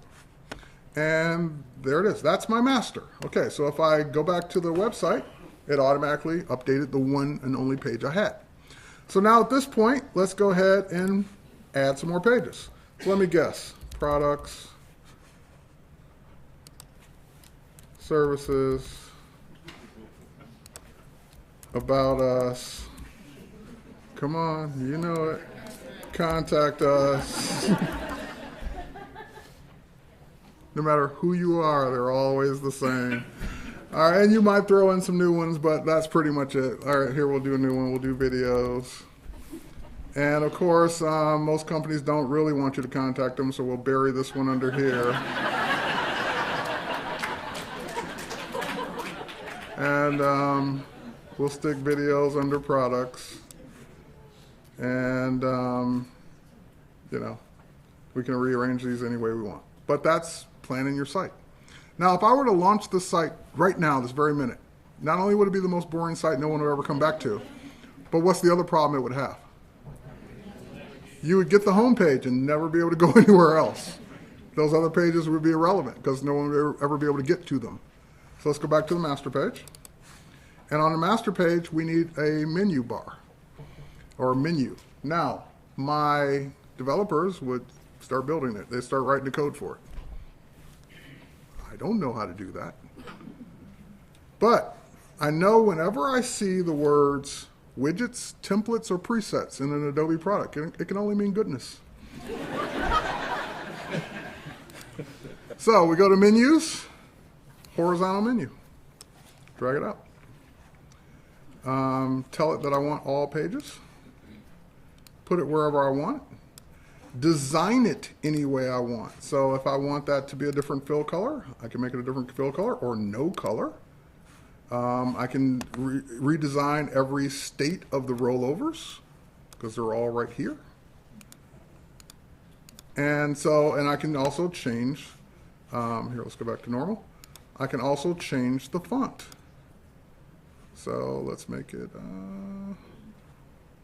wow. All right, so let's, let's make it a good font choice there. Okay, so there we are. We'll get to fonts in a minute. So now, all my pages have navigation, and it knows which page is which. So if I go to the services page, it knows it's on the services page. If I go back and rearrange the pages, it automatically updates my navigation because it's keeping track of the site. It knows the site.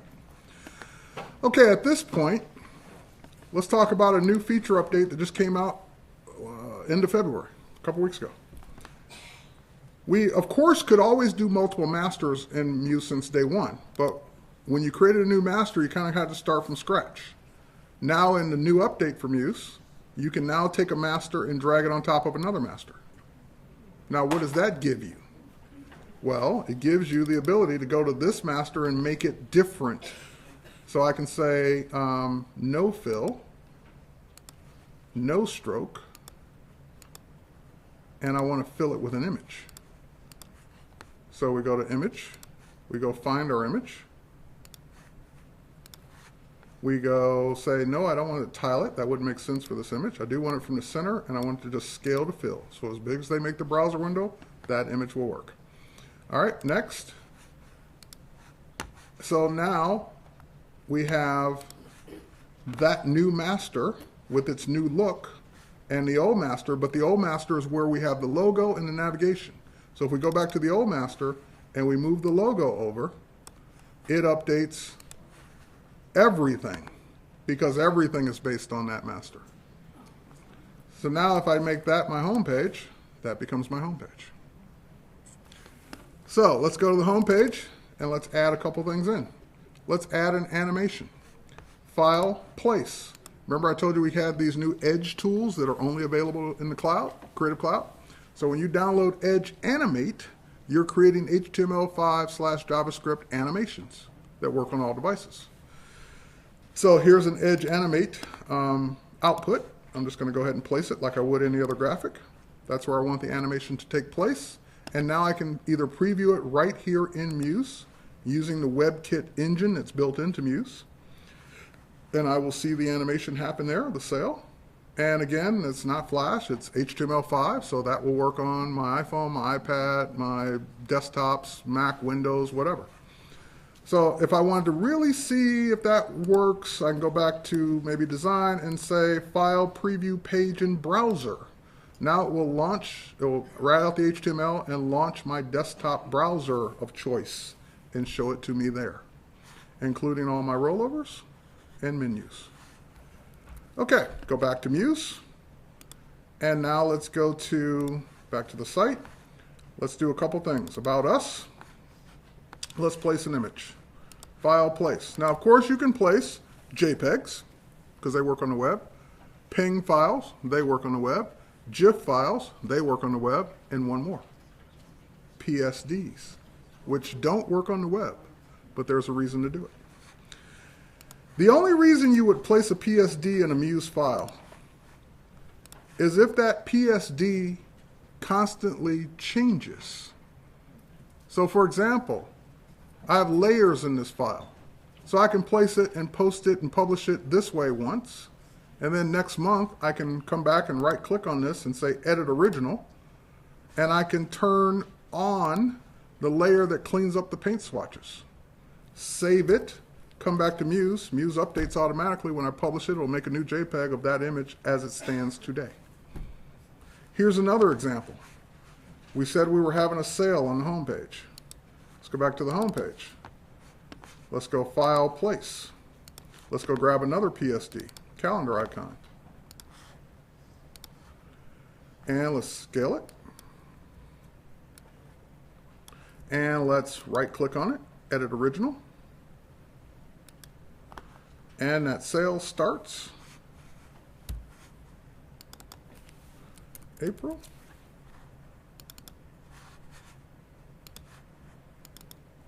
10th. Save. Done. That's why you place a PSD. If you're not going to ever make a change to it, then place the static JPEG, GIF, PNG, whatever. But if you need to be able to go in and update layers, turn layers on and off, make changes, and have it always update your website, then place the PSD. Next, let's talk about text. Let's go to Services. Actually, no, let's go to About Us. And here we're going to grab our Type tool, and we're going to drag out something I know you've never seen before, a frame. Because it's just like InDesign. So About Us. We're a small company, and we didn't have budget to do a website, but we did have $29.99 a month, and now we have a website. Don't worry, developers. When we make enough money and outgrow this site, you'll be the first one we call. By the way, if you saw the red underlines, spell checking was a new feature added to the Muse update as well. Now let's talk about font. Let's say the About Us. In print and digital publishing, fonts, you can have as many fonts as you want. Any fonts you want. But when it comes to the web, it doesn't work that way. Because it's no different than you making a print design and handing it to a printer that doesn't have your font. They can't print it. So when you make a web page and you use a font that no one else has, they can't see that font. Same thing. So if I go to my font menu, there's something called Web Safe Fonts. These are the 11 or 12 or whatever they are fonts that are built into all modern browsers on all devices. So if I use one of these, I know it'll work. But here's the problem. Arial, Comic Sans, Courier New, Geneva, Georgia, oh my God, Georgia, Helvetica, and nothing says party like Times Roman.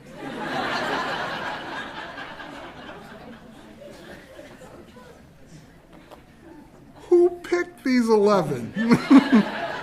You were going to pick 11. Would they really be these? So, but that's the hand we've been dealt. You want to use fonts that work on everything, use those. Now, but my font menu is not limited to those. I've got all my fonts here, every font I have on this system. But if I use any of those, here's the problem. It's going to convert whatever I choose and convert it to an image. Now, we'll do the right thing. It'll put the text and the metadata and all that, but it's going to be an image. So if you just say, oh, I'm going to go choose all my own fonts for everything, people are going to hate your site.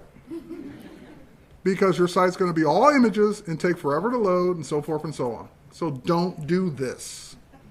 Unless you were going to put an image there anyway.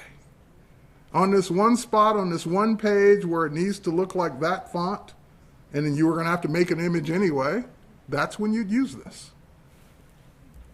Now, there's one more kind of font. Web fonts. We bought a company called Typekit. We include 400 plus fonts with Muse that are actual fonts. You can look at them by style. You can search for them by name. But the point is, these fonts are actual fonts. So let's say I want to use Able. Cancel. I already have that one installed. Click on it. Let's make it bigger so you can actually see it from where you're sitting. Now, when I preview this page in browser, that's actual text that I can highlight, copy, and paste.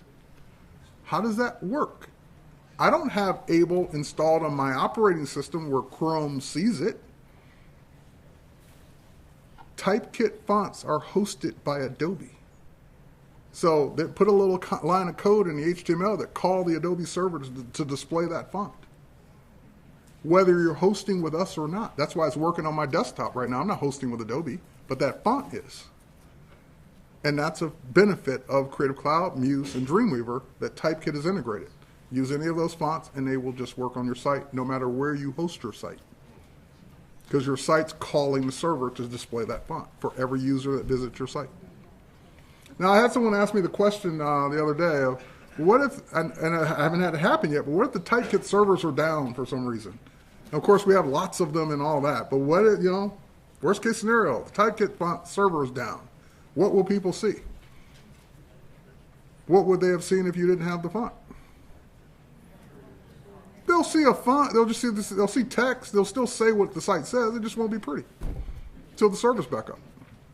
So you're not losing any functionality in your site, even if the Typekit server goes down. Okay, last but not least, let's wrap up a couple things here. Let's go finish up with this. Let's go to videos. Muse 1.0, or this current version of Muse, has no video support whatsoever. There's no place video. There's no convert to HTML5 video. There's no video feature in Muse at all. But I want a video.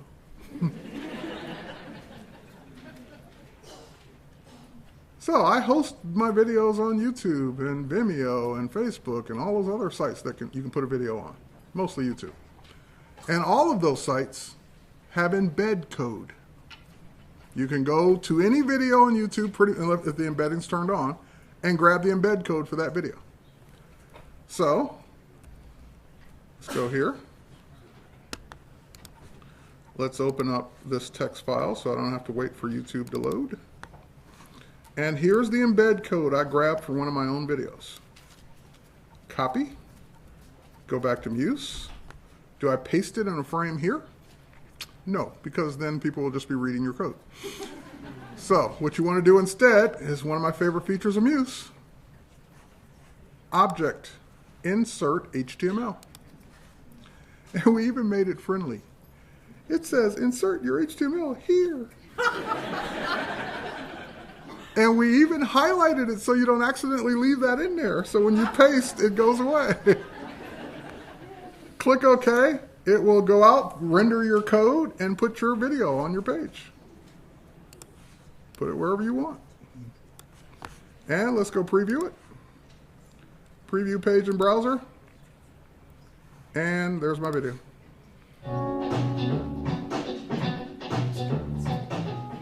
It's short. All right, so let's go back. But that's it. That's my video from wherever site I want to host my video at that I can grab the embed code for. So does that work for other things? Absolutely. If we go to services and we say that I want to now sell a service. I want to sell a personal visit by Terry White. I will come to you. All right. Let's make that bigger, just so you can see it. And I don't have shopping cart abilities in this, but I do have a PayPal account. So let's go back to that. Let's go grab the PayPal button to buy that personal visit of Terry White that I set up on PayPal. Object, insert, HTML, paste, click OK, and wait for it. There's my button. So, you want to add, I didn't put the price on there, but let's preview it. File, page, preview in browser, add to cart. It does what the code does, and it will add that to the cart. But we only need one. I didn't say it would be.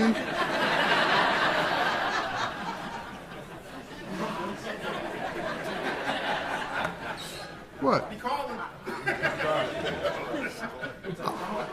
I'll talk to you for 10 minutes if you want to pay me $100. Talk about whatever you want. Okay. How long is the visit? Depends. What do you want? It's negotiable. All right. But just having a little fun with that. But again, so any code that anything in Muse can't do, if I can go get the code for it, I can have it on my site. If I can go get those guys to write the code for me, I can have it on my site.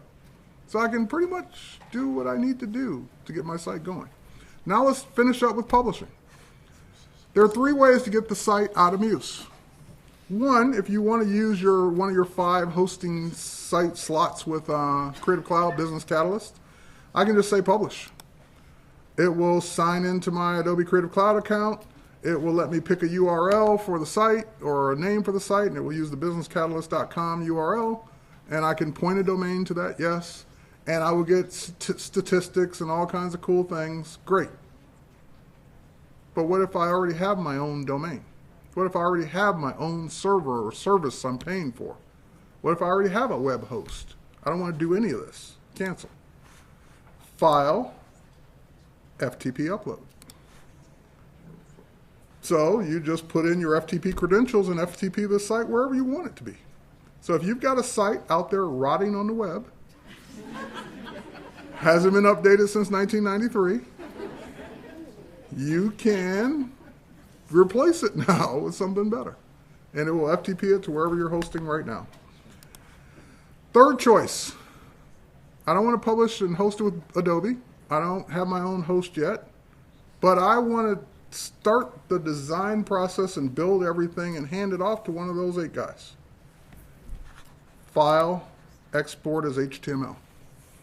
Give me a folder with all the HTML, JavaScript, CSS, images, everything necessary to run that site. Hand it off.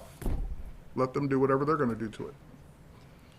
So you have 3 ways to get your site up and running. 2 of them are very easy, and the third one depends on what you're paying these guys.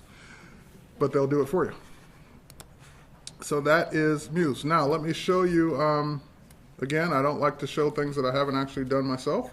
So I had a site that was rotting out there on the web for my users group, macgroup.org, nonprofit organization. Can't pay a developer to do this. Have to get it done myself. Macgroup.org was built with GoLive back then.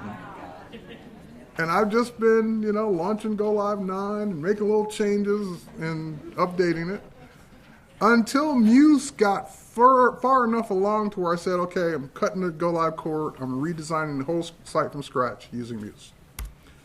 So there's the site.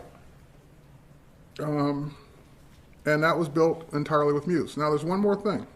Let's go back to Muse for a second. Let's open up the finished version of this site. Open recent. And no, I don't want to do that. Okay, so here's the desktop version, but Muse last fall got an update that allowed you to create a tablet and phone version as well. So macgroup.org has all 3 layouts. There's an actual phone version. Now, when you create a phone version of your site with Muse, this is what happens. So if I click phone or tablet, it asks me, do you want to copy the structure from whichever layout? Yes, but you get blank pages.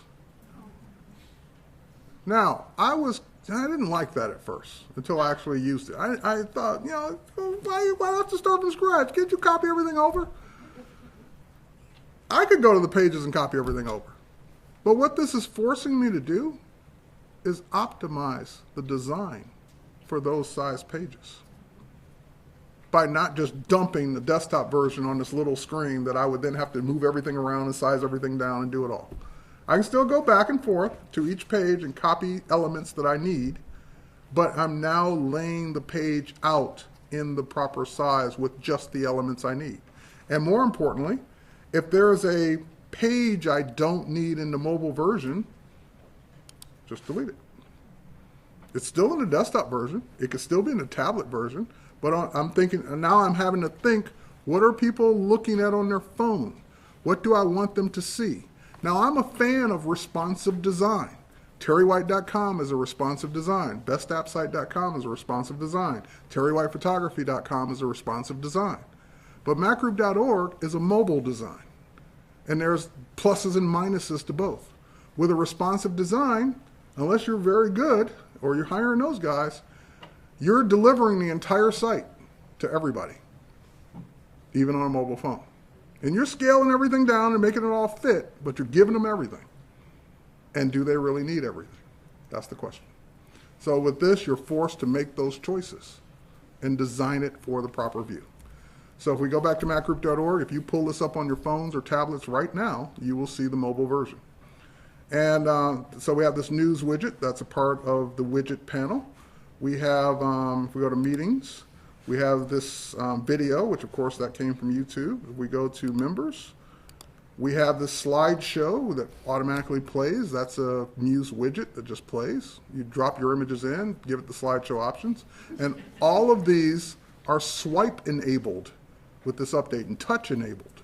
So if you put that same slideshow on a mobile layout, people will be able to swipe the images. So if you go to that page, you'll be able to swipe the images there. Here's an accordion panel. And here's a tabbed panel. These are all Muse widgets. And these are PayPal buttons. And there's a linked PDF, which one of the updates allowed you to link to a file that will be uploaded with the site that people can click on and download the actual file. Thank you so much. I've had a great night.